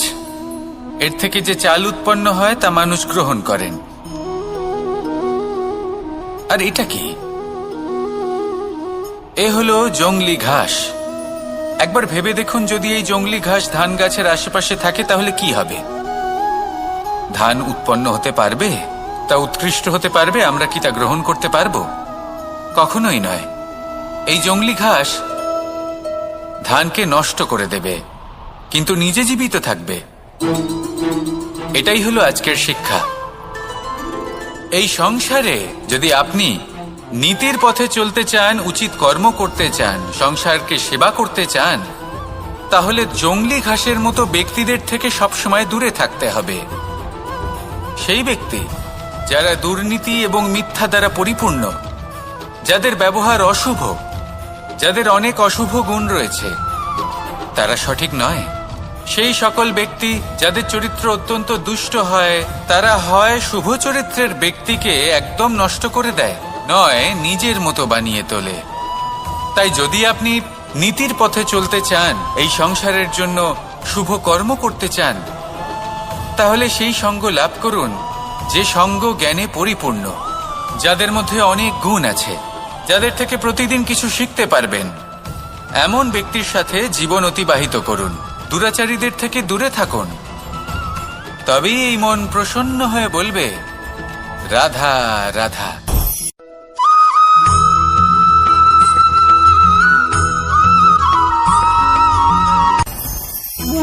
ভোজন। এবার ভোজন সংগ্রহ করার জন্য মানুষ কি না করেন, সবসময় চেষ্টা করতে থাকেন। ফসল উৎপাদনের জন্য অনেক পরিশ্রম করতে থাকেন, কিন্তু অনেক সময় অনেক পরিশ্রম করার পরেও ফসল ভালো উৎপাদন হয় না। এর কারণ কি? কারণ হলো এটাই যে আপনি পরিশ্রম হয়তো অনেক করেছেন, কিন্তু আপনার নজর তো সেই বীজের দিকে ছিলই না যা আপনি রোপণ করেছেন। সেই জন্য সবসময় কোনো বীজ রোপণ করার আগে তাকে পরখ করে দেখুন, তা অত্যন্ত আবশ্যক। আর সেইভাবেই যখনই কোনো কর্মের প্রশ্ন আসে, তাহলে সেখানে শুধুমাত্র পরিশ্রম যথেষ্ট নয়। সেই কাজের প্রতি আপনার কর্তব্য কি, আপনার উদ্দেশ্য কি, সেটা জানা হলো অত্যন্ত গুরুত্বপূর্ণ। তাই কর্ম করুন, কিন্তু সেই কর্মের প্রতি আপনার যা উদ্দেশ্য তার মাহাত্ম্য বুঝতে চেষ্টা করুন। তাহলে আসুন আমার সাথে ভালোবেসে বলুন, রাধা রাধা।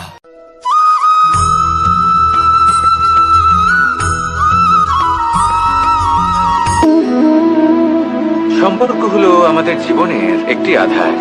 কিছু সম্পর্ক এমন যা আমরা জন্মসূত্রে লাভ করি, যেমন পরিবার, মা, বাবা। কিছু সম্পর্ক আছে যা আমরা জীবনে অর্জন করে থাকি, তা সে প্রেমের হোক, স্নেহের হোক বা বন্ধুত্বের। এই সকল সম্পর্ক লাভ করার বা গড়ে তোলার 5টি ধাপ রয়েছে। প্রথম ধাপ, কোনো ব্যক্তির সাথে আলাপ হওয়া, তার সাথে কথা বলা বা তাকে দেখা। দ্বিতীয় ধাপ, সে ব্যক্তিকে আমাদের ভালো লাগা। তৃতীয় ধাপ, আমাদের এটা চাইতে শুরু করা যে জীবনে এই ব্যক্তি যেন আমাদের বন্ধু হন, আমাদের জীবনে থাকেন, বা আমাদের কাউকে ভালোবেসে ফেলা। আর এটা আমাদের ভাবা বা চাওয়া যে সেই ব্যক্তি যেন আজীবন আমার সাথে থাকেন, আমার জীবনে আমার সাথী হয়ে। চতুর্থ ধাপ, লাভ করা। এবার এই ধাপটি অনেক মানুষের পক্ষেই খুবই সরল হয়, বড়ই সরলভাবে নিজেদের সঙ্গীকে লাভ করে থাকেন। কিছু মানুষের জন্য এই ধাপ অত্যন্ত কঠিন হয়ে থাকে। অনেক প্রতিকূল পরিস্থিতির উপর জয়লাভ করে তারা সঙ্গীকে লাভ করেন, কিন্তু লাভ অবশ্যই করেন। এরপরে আসে পঞ্চম, অন্তিম এবং সব থেকে গুরুত্বপূর্ণ ধাপ। সেটা হলো সেই সম্পর্ক পালন করা। এটা হলো এমন এক বিষয় যা প্রত্যেক মানুষের শেখা উচিত। যদি ব্যক্তি নিজের জীবনে সম্পর্ক রক্ষা করতে শিখে যান, তবে প্রত্যেক সম্পর্ক তার জীবনকে স্বর্গ করে তুলবে। আসুন আর আমার সাথে ভালোবেসে বলুন, রাধা রাধা।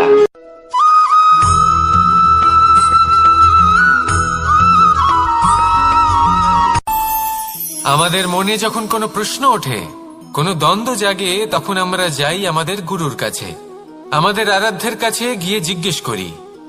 এইভাবেই একদিন আমি পৌঁছলাম আমার আরাধ্যের কাছে, আমার মহাদেবের কাছে, আর ওনাকে প্রশ্ন করলাম যে মহাদেব, জীবনে আনন্দ পাওয়ার, উৎসব পালনের, প্রেম ভাগ করে নেবার, জীবনকে উপভোগ করে নেওয়ার সর্বশ্রেষ্ঠ সময় কোনটা?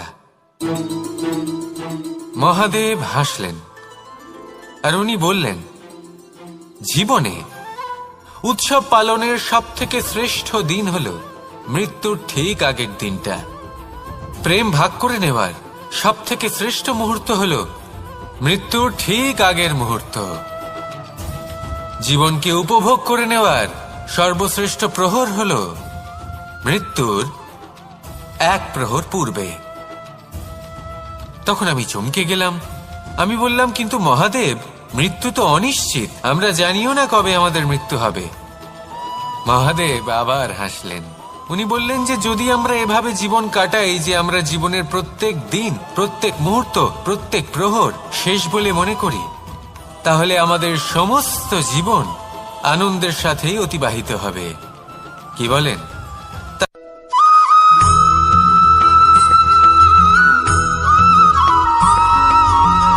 এই সংসারে কোনো বস্তু হোক বা ব্যক্তি হোক, তার একার গুরুত্ব কিন্তু খুব বেশি নয়।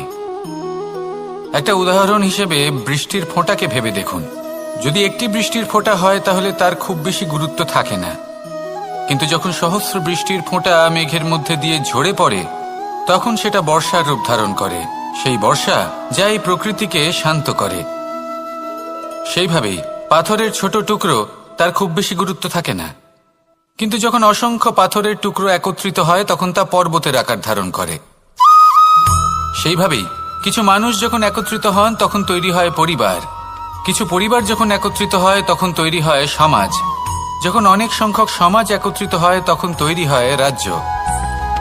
এবার এই রাজ্যের সবথেকে গুরুত্বপূর্ণ ব্যক্তি হতে পারেন রাজা, কিন্তু তাও সেই রাজা একা কিছু করতে পারেন না। যুদ্ধ লড়ার সময় তারও নিজের সৈন্যদলকে প্রয়োজন পড়ে। কিন্তু এই সংসারে এমন একজন ব্যক্তি আছেন যিনি একাই সব কাজ করতে থাকেন, এবং সেই ব্যক্তি হলেন মা।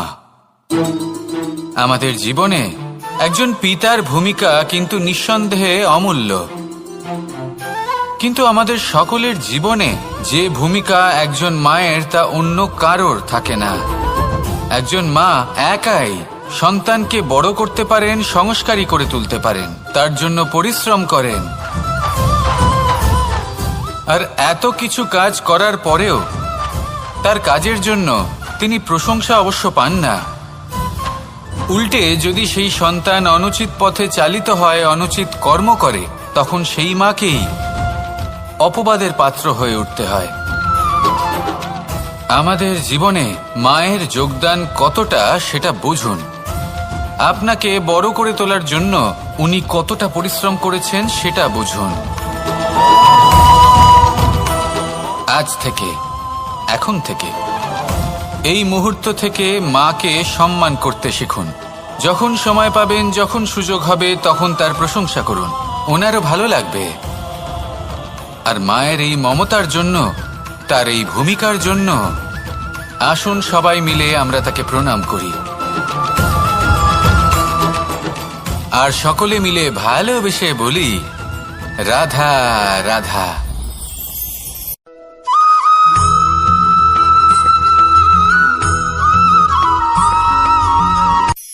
এই সংসারে সাফল্য লাভ করার জন্য জ্ঞানের প্রয়োজন হয়, পরিশ্রমের প্রয়োজন হয়, দৃঢ় নিষ্ঠার প্রয়োজন হয়, নিরন্তর চেষ্টা করা প্রয়োজনীয়। কিন্তু আরো কিছু আছে যা অত্যন্ত প্রয়োজনীয় এবং গুরুত্বপূর্ণ। তা হলো ভালো বন্ধু। তাদের থাকা অত্যন্ত প্রয়োজনীয়। যদি ভালো বন্ধু থাকে তাহলে সময় এলে তারা ঢাল হয়ে আপনাকে সুরক্ষা করবেন। সময় এলে অস্ত্রের মতো শত্রুকে সংহারও করবেন। যদি তিনি জ্ঞানী হন, তাদের মধ্যে সদ্গুণ থাকে, তাহলে এই সব গুণ আপনার মধ্যেও প্রবেশ করবে। তাহলে সাফল্যের জন্য ভালো বন্ধু পাওয়া অত্যন্ত প্রয়োজনীয়। কিন্তু শুধু বন্ধু কেন, ভালো শত্রুও থাকা প্রয়োজনীয়। এবার আপনি ভাববেন, আমি কি বললাম? যদি আপনার জীবনেও ভালো অর্থাৎ শক্তিশালী শত্রু থাকে, তাহলে আপনিও শক্তিশালী হতে থাকবেন। এই শত্রু আপনাকে প্রেরিত করবে আরো বেশি শক্তিশালী হয়ে ওঠার। কখনো কোনো হরিণকে দেখুন, তীব্র গতিতে দৌড়তে থাকে। কেন তীব্র গতিতে দৌড়য়? এই কারণে নয় যে কোথাও তার জন্য মধুর ঘাস অপেক্ষা করে রয়েছে, না। সে এই কারণে তীব্র গতিতে দৌড়য় কারণ সেটা না করলে তার পেছনে একটি সিংহ আছে যে ওকে নিজের ভোজন করে ফেলবে। তাই জীবনে বিপদ, সংকট, এই সবকিছুও হলো অত্যন্ত গুরুত্বপূর্ণ। তার সম্মুখীন হতে শিখুন আর আমার সাথে ভালোবেসে বলুন রাধা রাধা।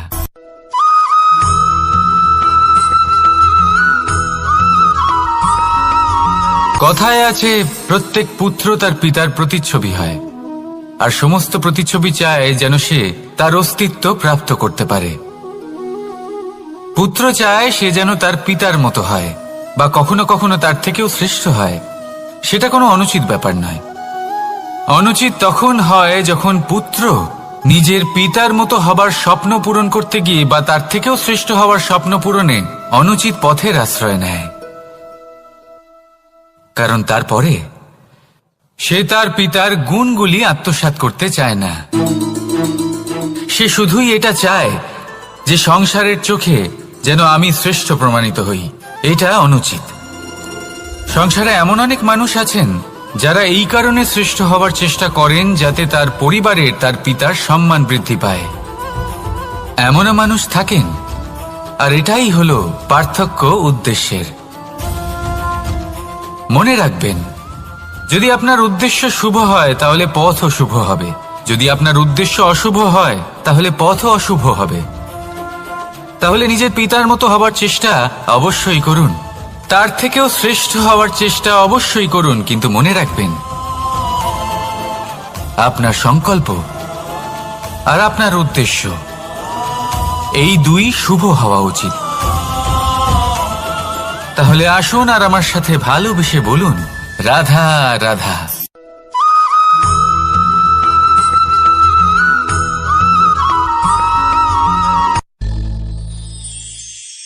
শিশিরের বিন্দু পাতার ওপর পড়ে আর তার গায়ে লেগে থাকে। পাতা তাকে শুষে নিতে পারে না, আর শেষ পর্যন্ত সে ঝরে পড়ে যায়। অন্যদিকে রয়েছে মেঘ এবং চাতক। এদের মধ্যে অনেক দূরত্ব থাকে। মেঘ থাকে আকাশে আর চাতক থাকে ধরিত্রীতে। কিন্তু যখন এই মেঘ থেকে বৃষ্টি ঝরে পড়ে, এই চাতক কিন্তু সেই জলই পান করে, নয়তো সে তৃষ্ণার্ত থেকে যায়। এবার অন্যদিকে দেখলাম শিশির বিন্দু আর পাতার এই সম্পর্ক। এরা খুব কাছাকাছি থাকে, ঘনিষ্ঠও থাকে। অন্যদিকে রয়েছে মেঘ এবং চাতকের সম্পর্ক, যাদের মধ্যে অনেক দূরত্ব থাকা সত্ত্বেও তারা খুব ঘনিষ্ঠ, তাই না? এই সারমর্ম খুব সরল। এই নৈকট্য, এই দূরত্ব, তা আপনার সম্পর্কে প্রভাব কিছুতেই ফেলতে পারে না। এই নৈকট্য, এই দূরত্ব, এইসব হলো শুধুমাত্র মনের ব্যাপার।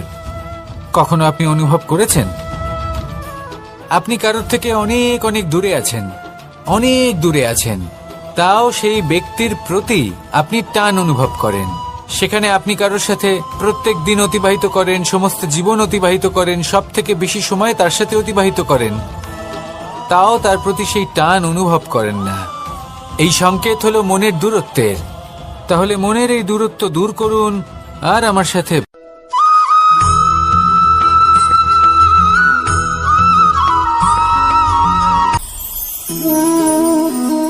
শক্তি এক অত্যন্ত বিচিত্র বস্তু, বা বলতে পারেন অনুভূতি।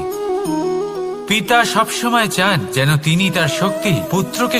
আসুন আপনাকে সহজে বোঝাই। যদি আপনি সুপাত্র হন আর আপনাকে শক্তি দেওয়া হয়, তাহলে আপনি সেই শক্তির গুরুত্ব বুঝবেন, কোথায় সেই শক্তি প্রয়োগ করা উচিত সেটা বুঝবেন। আর এটা যেহেতু অর্জন করা শক্তি হবে, সেই শক্তির অপব্যবহার হবে না। কিন্তু যদি এই আপনি কুপাত্র হন আর যদি আপনাকে এই শক্তি দেওয়া হয়, তাহলে কি হবে? দেখতে গেলে এই শক্তি আপনি দান হিসেবে পেয়েছেন, তাই না আপনি এই শক্তির গুরুত্ব বুঝবেন আর না এর প্রয়োগ আপনি জানবেন। তার অপব্যবহার হওয়া সুনিশ্চিত।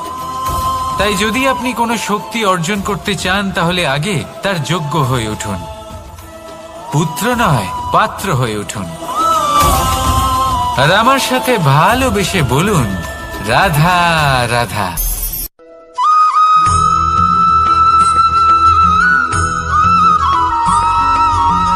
ভালো, শুধু ওনাদের কঠোর ব্যবহার দেখলে আমরা একটু ভয় পেয়ে যাই। এবার ওনাদের এই কঠোর ব্যবহার আমাদের ভালো না লাগলেও অত্যন্ত আবশ্যক, কারণ মাতার থেকে আমরা যে শক্তি লাভ করি তা যেন নিয়ন্ত্রণ হারিয়ে বিধ্বংসী না হয়ে ওঠে। আমরা যেন কোনো কুপথে না চলে যাই, আমরা কখনো যেন দোষ না করে ফেলি। শুধু সেই জন্য পিতা এবং গুরু একটু কঠোর হয়ে ওঠেন, এবং ওনাদের এই কঠোর আচরণ ভবিষ্যতে গিয়ে আমরা অবশ্যই বুঝতে পারি। জীবনে কিছু বছর আমরা এগিয়ে যাই আর তারপর আমরা বুঝতে পারি যে বাবা এবং গুরু আমাদের যথেষ্ট ভালোবাসতেন, কিন্তু ওনাদের ভালোবাসার বহিঃপ্রকাশ আলাদা। প্রয়োজনীয় হলো এটা দেখার, এটা বোঝার যে শুরু থেকে আমাদের প্রতি ওনাদের আচরণ কেমন ছিল। ওনাদের কঠোর হওয়ার পেছনে ওনাদের ভালোবাসাটা বোঝার চেষ্টা করুন, ওনাদের চিন্তাটা বোঝার চেষ্টা করুন, ওনাদের পথপ্রদর্শনের আড়ালে আপনার ভবিষ্যতের জন্য যে পরিকল্পনা ওনারা করেছেন সেটা বোঝার চেষ্টা করুন। তখন আপনারা বুঝতে পারবেন ওনাদের ভালোবাসাকে। আপনার মনের মধ্যে আপনা থেকেই ওনাদের প্রতি সম্মান জেগে উঠবে। নিজের পিতা এবং নিজের গুরু এই দুজনের প্রতি কৃতজ্ঞতা প্রকাশ করুন আর আমার সাথে ভালোবেসে বলুন, রাধা রাধা।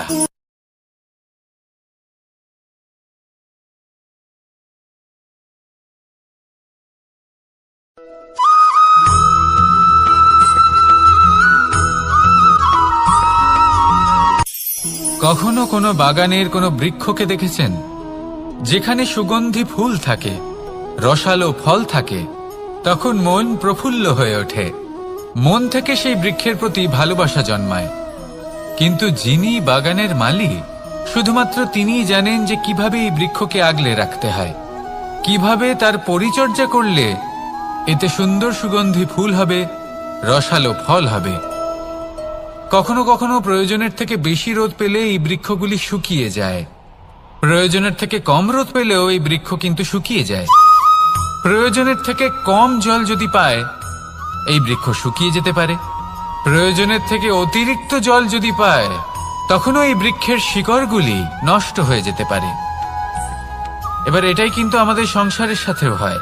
আমাদের সংসারের সকল প্রতিভাশালী ব্যক্তি, যেমন লেখক, বিচারক, প্রবক্তা, যোদ্ধা, এদের সবার ক্ষেত্রে এই কথাটাই প্রযোজ্য।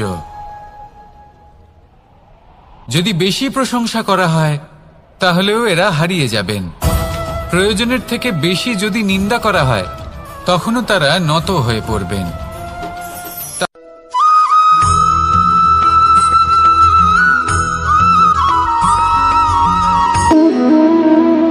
সম্পর্ক হলো আমাদের জীবনের একটি আধার। কিছু সম্পর্ক এমন যা আমরা জন্মসূত্রে লাভ করি, যেমন পরিবার, মা, বাবা। কিছু সম্পর্ক আছে যা আমরা জীবনে অর্জন করে থাকি, তা সে প্রেমের হোক, স্নেহের হোক বা বন্ধুত্বের। এই সকল সম্পর্ক লাভ করার বা গড়ে তোলার 5টি ধাপ রয়েছে। প্রথম ধাপ, কোনো ব্যক্তির সাথে আলাপ হওয়া, তার সাথে কথা বলা বা তাকে দেখা। দ্বিতীয় ধাপ, সে ব্যক্তিকে আমাদের ভালো লাগা। তৃতীয় ধাপ, আমাদের এটা চাইতে শুরু করা যে জীবনে এই ব্যক্তি যেন আমাদের বন্ধু হন, আমাদের জীবনে থাকেন, বা আমাদের কাউকে ভালোবেসে ফেলা আর এটা আমাদের ভাবা বা চাওয়া যে সেই ব্যক্তি যেন আজীবন আমার সাথে থাকেন, আমার জীবনে আমার সাথী হয়ে। চতুর্থ ধাপ, লাভ করা। এবার এই ধাপটি অনেক মানুষের পক্ষেই খুবই সরল হয়, বড়ই সরলভাবে নিজেদের সঙ্গীকে লাভ করে থাকেন। কিছু মানুষের জন্য এই ধাপ অত্যন্ত কঠিন হয়ে থাকে। অনেক প্রতিকূল পরিস্থিতির উপর জয়লাভ করে তারা সঙ্গীকে লাভ করেন, কিন্তু লাভ অবশ্যই করেন। এরপরে আসে পঞ্চম, অন্তিম এবং সব থেকে গুরুত্বপূর্ণ ধাপ। সেটা হলো সেই সম্পর্ক পালন করা। এটা হলো এমন এক বিষয় যা প্রত্যেক মানুষের শেখা উচিত। যদি ব্যক্তি নিজের জীবনে সম্পর্ক রক্ষা করতে শিখে যান, তবে প্রত্যেক সম্পর্ক তার জীবনকে স্বর্গ করে তুলবে। আসুন আর আমার সাথে ভালোবেসে বলুন, রাধা রাধা।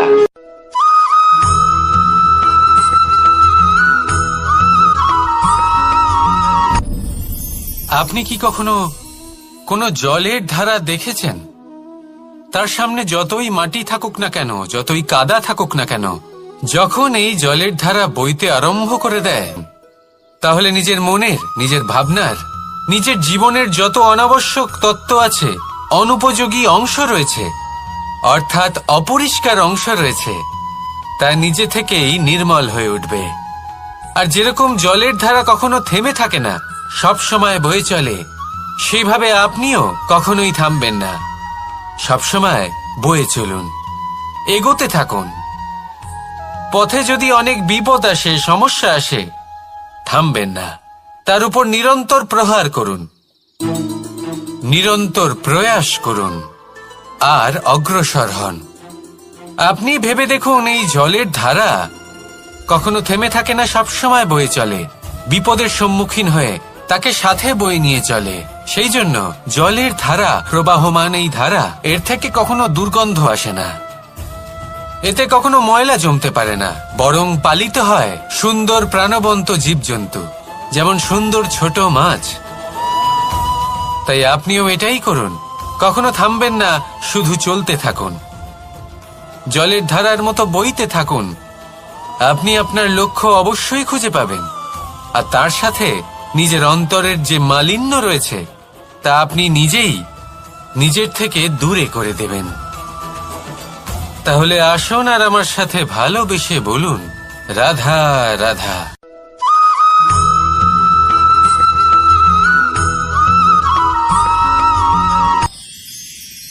মানুষ তার জীবনে দুই ধরনের পরিস্থিতিকে খুব ভয় পায়। এক, কোনো কারণবশত কারোর সামনে নত হওয়া। দুই, কোনো কারণে নিজের চরিত্র থেকে, নিজের মূল্যবোধ থেকে বিচ্যুত হওয়া। এবার কেন হয় এরকম যে কথায় কথায় কারোর সামনে নত হতে হয়? কেন বারংবার নিজের চরিত্র থেকে চ্যুত হতে হয়? এরকম কেন হয়?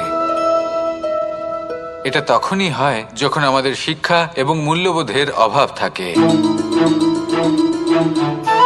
যদি মানুষের মধ্যে প্রকৃত শিক্ষা থাকে, তাহলে এই সংসারে কোনো সময় এবং কারোর সামনেই নত হওয়ার কোনো প্রয়োজন নেই।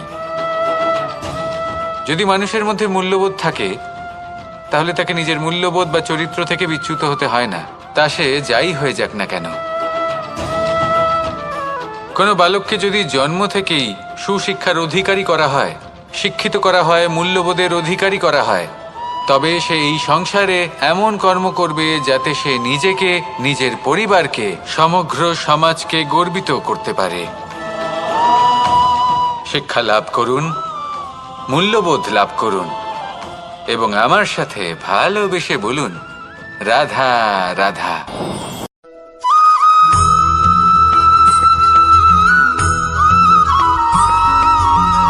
আপনি কখনো কোনো বাজকে নিজের বাসা বানাতে দেখেছেন? এই বাজ যখনই কোনো বাসা বানায়, তখন উঁচু গাছের ডালে বা কোনো পর্বতের শিখরে বাসা বানায়, অনেক উচ্চতায়, আর সেখানে তার সন্তানও জন্মগ্রহণ করে। যখন এই সন্তানেরা জন্মায়, তখন এই বাজ খুবই ভালোবেসে এবং খুব সাবধানে এদের পালন পোষণ করে, নিজের ঠোঁট দিয়ে তাদের ঠোঁটে খাবার পরিবেশন করে। কিন্তু যেই সেই সন্তানেরা হৃষ্টপুষ্ট হয়ে যায় এবং সেই কথা বাজ নিজে বুঝতে পেরে যায়, সেই বাজ নিজেই সেই বাসা ছিন্ন ভিন্ন করে দেয়। সেই সন্তান যাদের সবেমাত্র ডানা গজিয়েছে, কিভাবে উড়তে হয় তারা জানে না, সেই সন্তানগুলিকে উচ্চতা থেকে ঠেলে দেয়।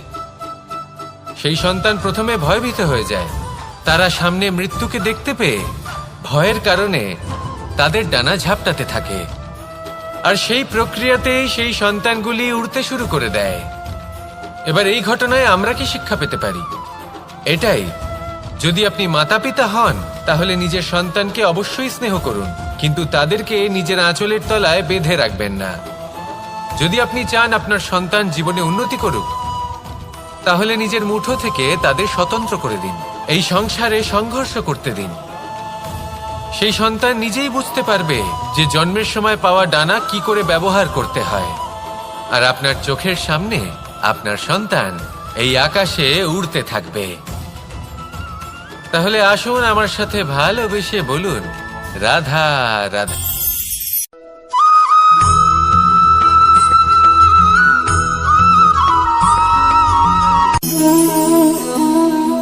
নিয়তি। রাধা আমাকে বলে, কৃষ্ণ, যদি তুমি জানো যে নিয়তিতে কি আছে, তাহলে তাকে বদলে দাও না কেন? মহাদেব আমাকে বলেন যে শ্রীকৃষ্ণ, যদি আপনি এটা জানেন যে সাম্বের নিয়তি এটাই, তাহলে আপনি তাকে বদলানোর চেষ্টা কেন করেন? কেন? কারণ আমি একজন পিতা, আর পিতার কর্তব্য এটাই, তিনি যেন সম্ভাব্য সব চেষ্টা করেন নিজের সন্তানের মঙ্গলের জন্য। নিয়তি আমি জানি, কিন্তু এটাও আমি জানি যে কর্মের থেকে বড় আর কোনো নিয়তি হতে পারে না। অভিজ্ঞতাও রয়েছে যে কর্মের হাতে নিয়তির এই চক্র বদলে যেতে পারে। তাই জীবনে যদি আপনার কখনো এমন মনে হয় যে এটা তো অসম্ভব, তখনও চেষ্টা করা কখনোই ছাড়বেন না। কে বলতে পারে আপনারই কর্মের কোনো এক বীজ হয়তো নিয়তির চাকায় আটকে গেল আর নিয়তিকে নিজের পথ পাল্টাতে হলো, ঠিক কিনা? সেই জন্য নিয়তিকে ভাগ্য মেনে নিয়ে চুপ করে বসে থাকবেন না। নিজের নিয়তি স্বয়ং নিজের কর্মের দ্বারা নির্ধারিত করুন, কারণ আপনার এই কর্মের ওপরেই আপনার অধিকার রয়েছে। আর এই অধিকারকে নিয়তি অনেক সময় সম্মানও করে। তাহলে আসুন আর আমার সাথে ভালোবেসে বলুন, রাধা রাধা।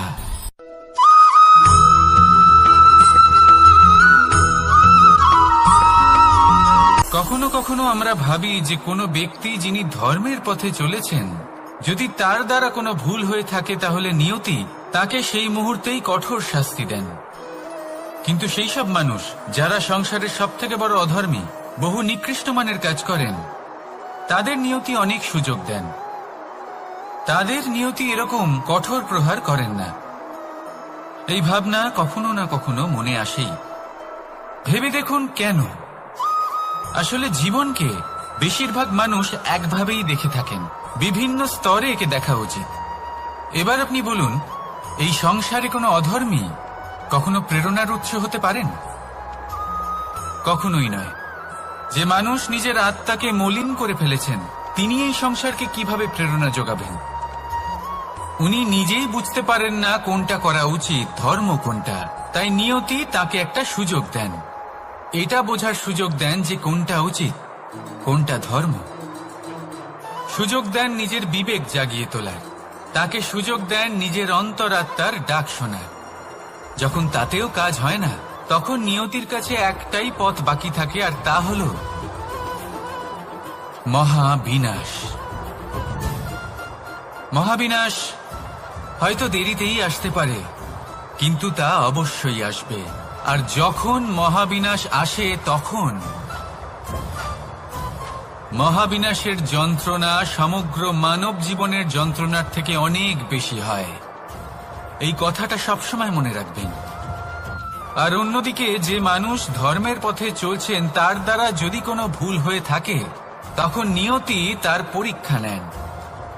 কিছুক্ষণের জন্য মানুষের মনে হতে পারে নিয়তি তাকে কঠোর শাস্তি দিয়েছেন।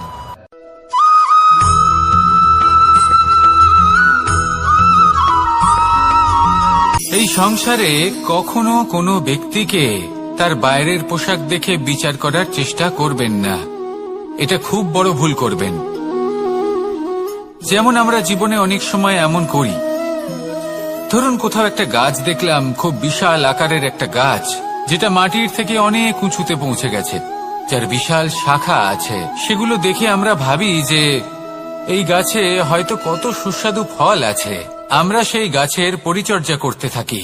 আবার অন্যদিকে হলো একটি তৃণ, যেটা মাটি থেকে কিছুটা উঁচুতে পৌঁছেছে, কিন্তু সেই তৃণর নিচে, মাটির নিচে অত্যন্ত সুস্বাদু ফল বা সবজি জন্ম নেয়, যা আমাদের স্বাস্থ্যের পক্ষে অত্যন্ত উপকারী। সেই জন্য কখনো আবরণ দেখে কাউকে বিচার করতে চেষ্টা করবেন না। তার বদলে এটা বোঝার চেষ্টা করুন যে আপনার সামনে যে ব্যক্তি আছে বা বস্তু আছে, তার বিশেষত্ব কি। যদি এই বিশেষত্ব বোঝার ক্ষমতা আপনি অর্জন করেন, যদি এই শিল্প আপনি নিজের ভেতরে জাগ্রত করেন, তাহলে এই সংসারে বিশেষত্ব কি সেটা আপনি জানতে পারবেন। আর এই সমস্ত খেলা দৃষ্টি থেকে নয়, দৃষ্টিভঙ্গি থেকে জন্ম নেয়। দৃষ্টিভঙ্গি সবসময় শুভ রাখুন, আর আমার সাথে ভালোবেসে বলুন, রাধা রাধা।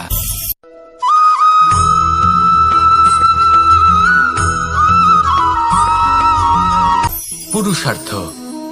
শাস্ত্রে 4 ধরনের পুরুষার্থের কথা বলা হয়েছে। প্রথম হলো ধর্ম। আপনি কি জানেন এই ধর্ম আসলে কি? আপনার কি মনে হয় ধর্ম আসলে কি? কোনো বিশেষ ঈশ্বরকে মানাই কি ধর্ম বলা হয়, নাকি কোনো বিশেষ রীতি পালন করাই হলো ধর্ম? নাকি কোনো বিশেষ সাহিত্যকে সর্বশ্রেষ্ঠ মনে করাই হলো ধর্ম? না, ধর্ম হলো সেটা যাকে ধারণ করা যেতে পারে, আর ধারণ শুধু সেটাই করা যায় যা পবিত্র। পবিত্র শুধু তাকেই বলা হয় যা নিঃস্বার্থ, যার মধ্যে শাসন করার কোনো ইচ্ছে নেই, যা সরলভাবেই প্রবাহমান, জল এবং বায়ুর মতো। যখন কোনো ব্যক্তি ধর্মকে ধারণ করেন এবং সেই ধর্ম সেই ব্যক্তিকে রক্ষা করে, তখন তাকে ধর্ম বলা হয়। ধর্ম যা রক্ষা করে অহংকার থেকে, খারাপ চিন্তার হাত থেকে। সেই জন্য পুরুষার্থ গড়ে তোলার আগে, ধর্ম পালন করার আগে ধর্মের প্রকৃত অর্থ কি সেটা বুঝে নিন।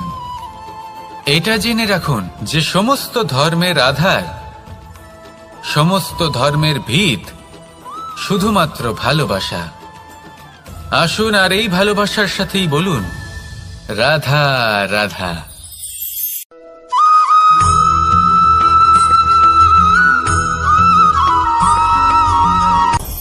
আপনি কখনো পর্বতের শিখরে উঠেছেন? আপনি দেখতে পাবেন পর্বতের পদতলে প্রচুর সুন্দর ফুল রয়েছে, সবুজ বনানী রয়েছে। যত আপনি ওপরে উঠতে থাকবেন তত ফুল কমতে থাকবে, সবুজ বনানী কমতে থাকবে। আরো কিছুটা ওপরে উঠলে কাঁটা জাতীয় গাছ দেখতে পাবেন, শুকনো গাছ দেখতে পাবেন। আরো যদি ওপরে ওঠেন তাহলে পাষাণ দেখতে পাবেন। আরো ওপরে উঠলে হিমখণ্ড দেখতে পাবেন।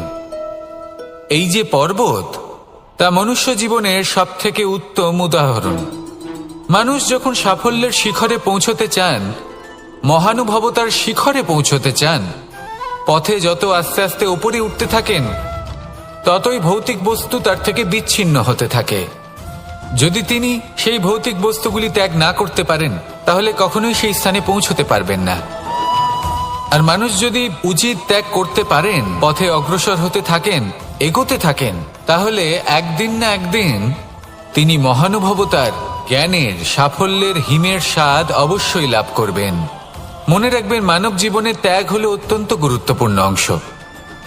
আসুন আমার সাথে ভালোবেসে বলুন রাধা রাধা।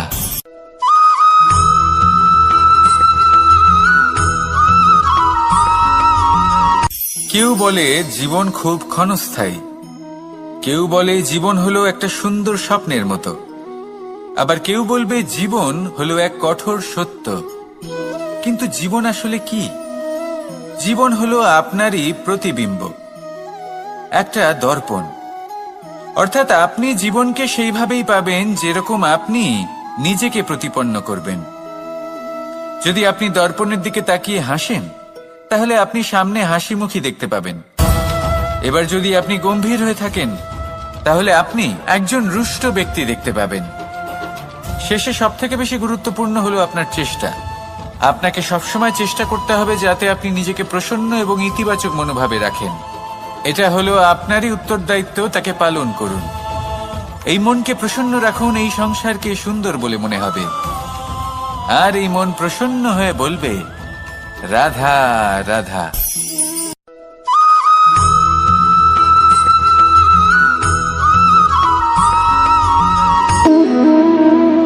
সম্পর্ক হলো আমাদের জীবনের একটি আধার।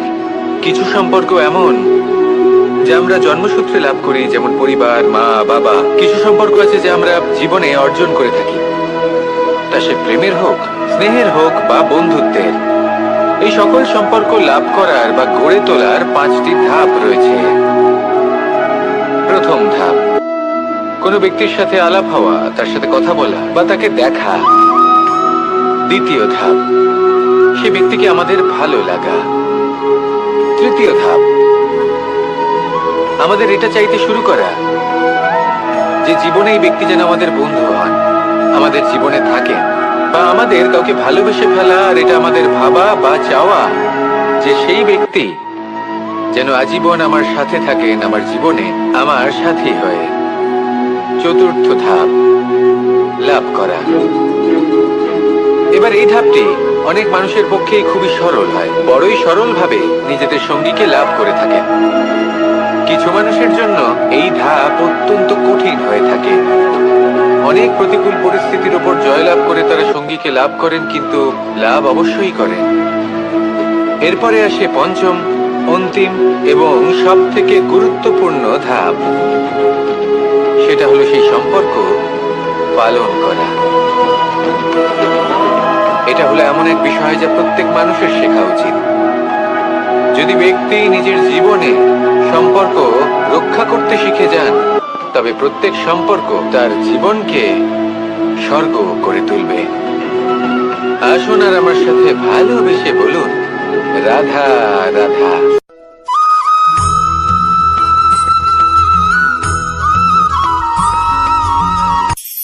কখনো কোনো বাগানের কোনো বৃক্ষকে দেখেছেন যেখানে সুগন্ধি ফুল থাকে, রসালো ফল থাকে? তখন মন প্রফুল্ল হয়ে ওঠে, মন থেকে সেই বৃক্ষের প্রতি ভালোবাসা জন্মায়। কিন্তু যিনি বাগানের মালিক, শুধুমাত্র তিনিই জানেন যে কিভাবে এই বৃক্ষকে আগলে রাখতে হয়, কিভাবে তার পরিচর্যা করলে এতে সুন্দর সুগন্ধি ফুল হবে, রসালো ফল হবে। কখনো কখনো প্রয়োজনের থেকে বেশি রোদ পেলে এই বৃক্ষগুলি শুকিয়ে যায়, প্রয়োজনের থেকে কম রোদ পেলেও এই বৃক্ষ কিন্তু শুকিয়ে যায়। প্রয়োজনের থেকে কম জল যদি পায়, এই বৃক্ষ শুকিয়ে যেতে পারে।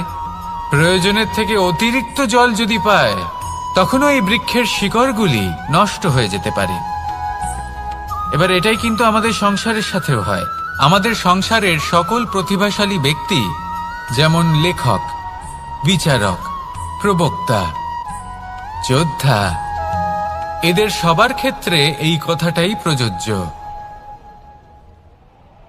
যদি বেশি প্রশংসা করা হয়, তাহলেও এরা হারিয়ে যাবেন। প্রয়োজনের থেকে বেশি যদি নিন্দা করা হয়, তখনও তারা নত হয়ে পড়বেন।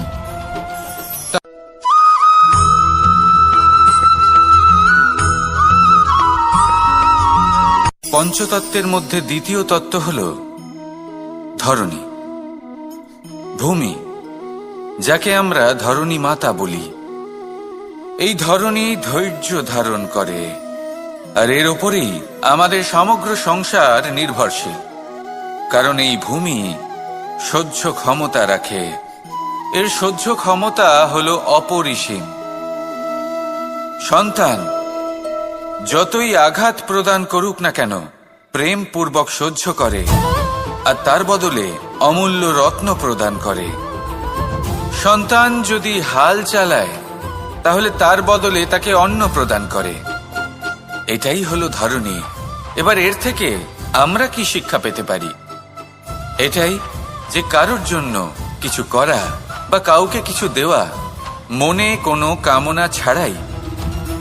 আর এই কথাটা বুঝে যান, যদি কারোর জন্য কামনা না রেখে বা কোনো পাওয়ার আশা না রেখে কারোর জন্য কিছু করেন বা কারোকে কিছু দেন, যদি এটা আপনি শিখতে পারেন, তবে আপনি ভালোবাসতে শিখে গেছেন। আর সেই জন্যই এই ধরিত্রীকে মাতা বলা হয়। কারণ মাতা শুধু উনি নন যিনি গর্ভে সন্তানকে ধারণ করেন, মাতা তো উনিও যিনি জীবন বাঁচতে শেখান, যিনি জীবন বাঁচার উদাহরণ প্রদান করেন। তাহলে ধরণীর থেকে এই নিঃস্বার্থ ভাব শিখুন, নিঃস্বার্থ ভালোবাসা শিখুন, আর এই ভালোবাসার সাথেই বলুন, রাধা রাধা।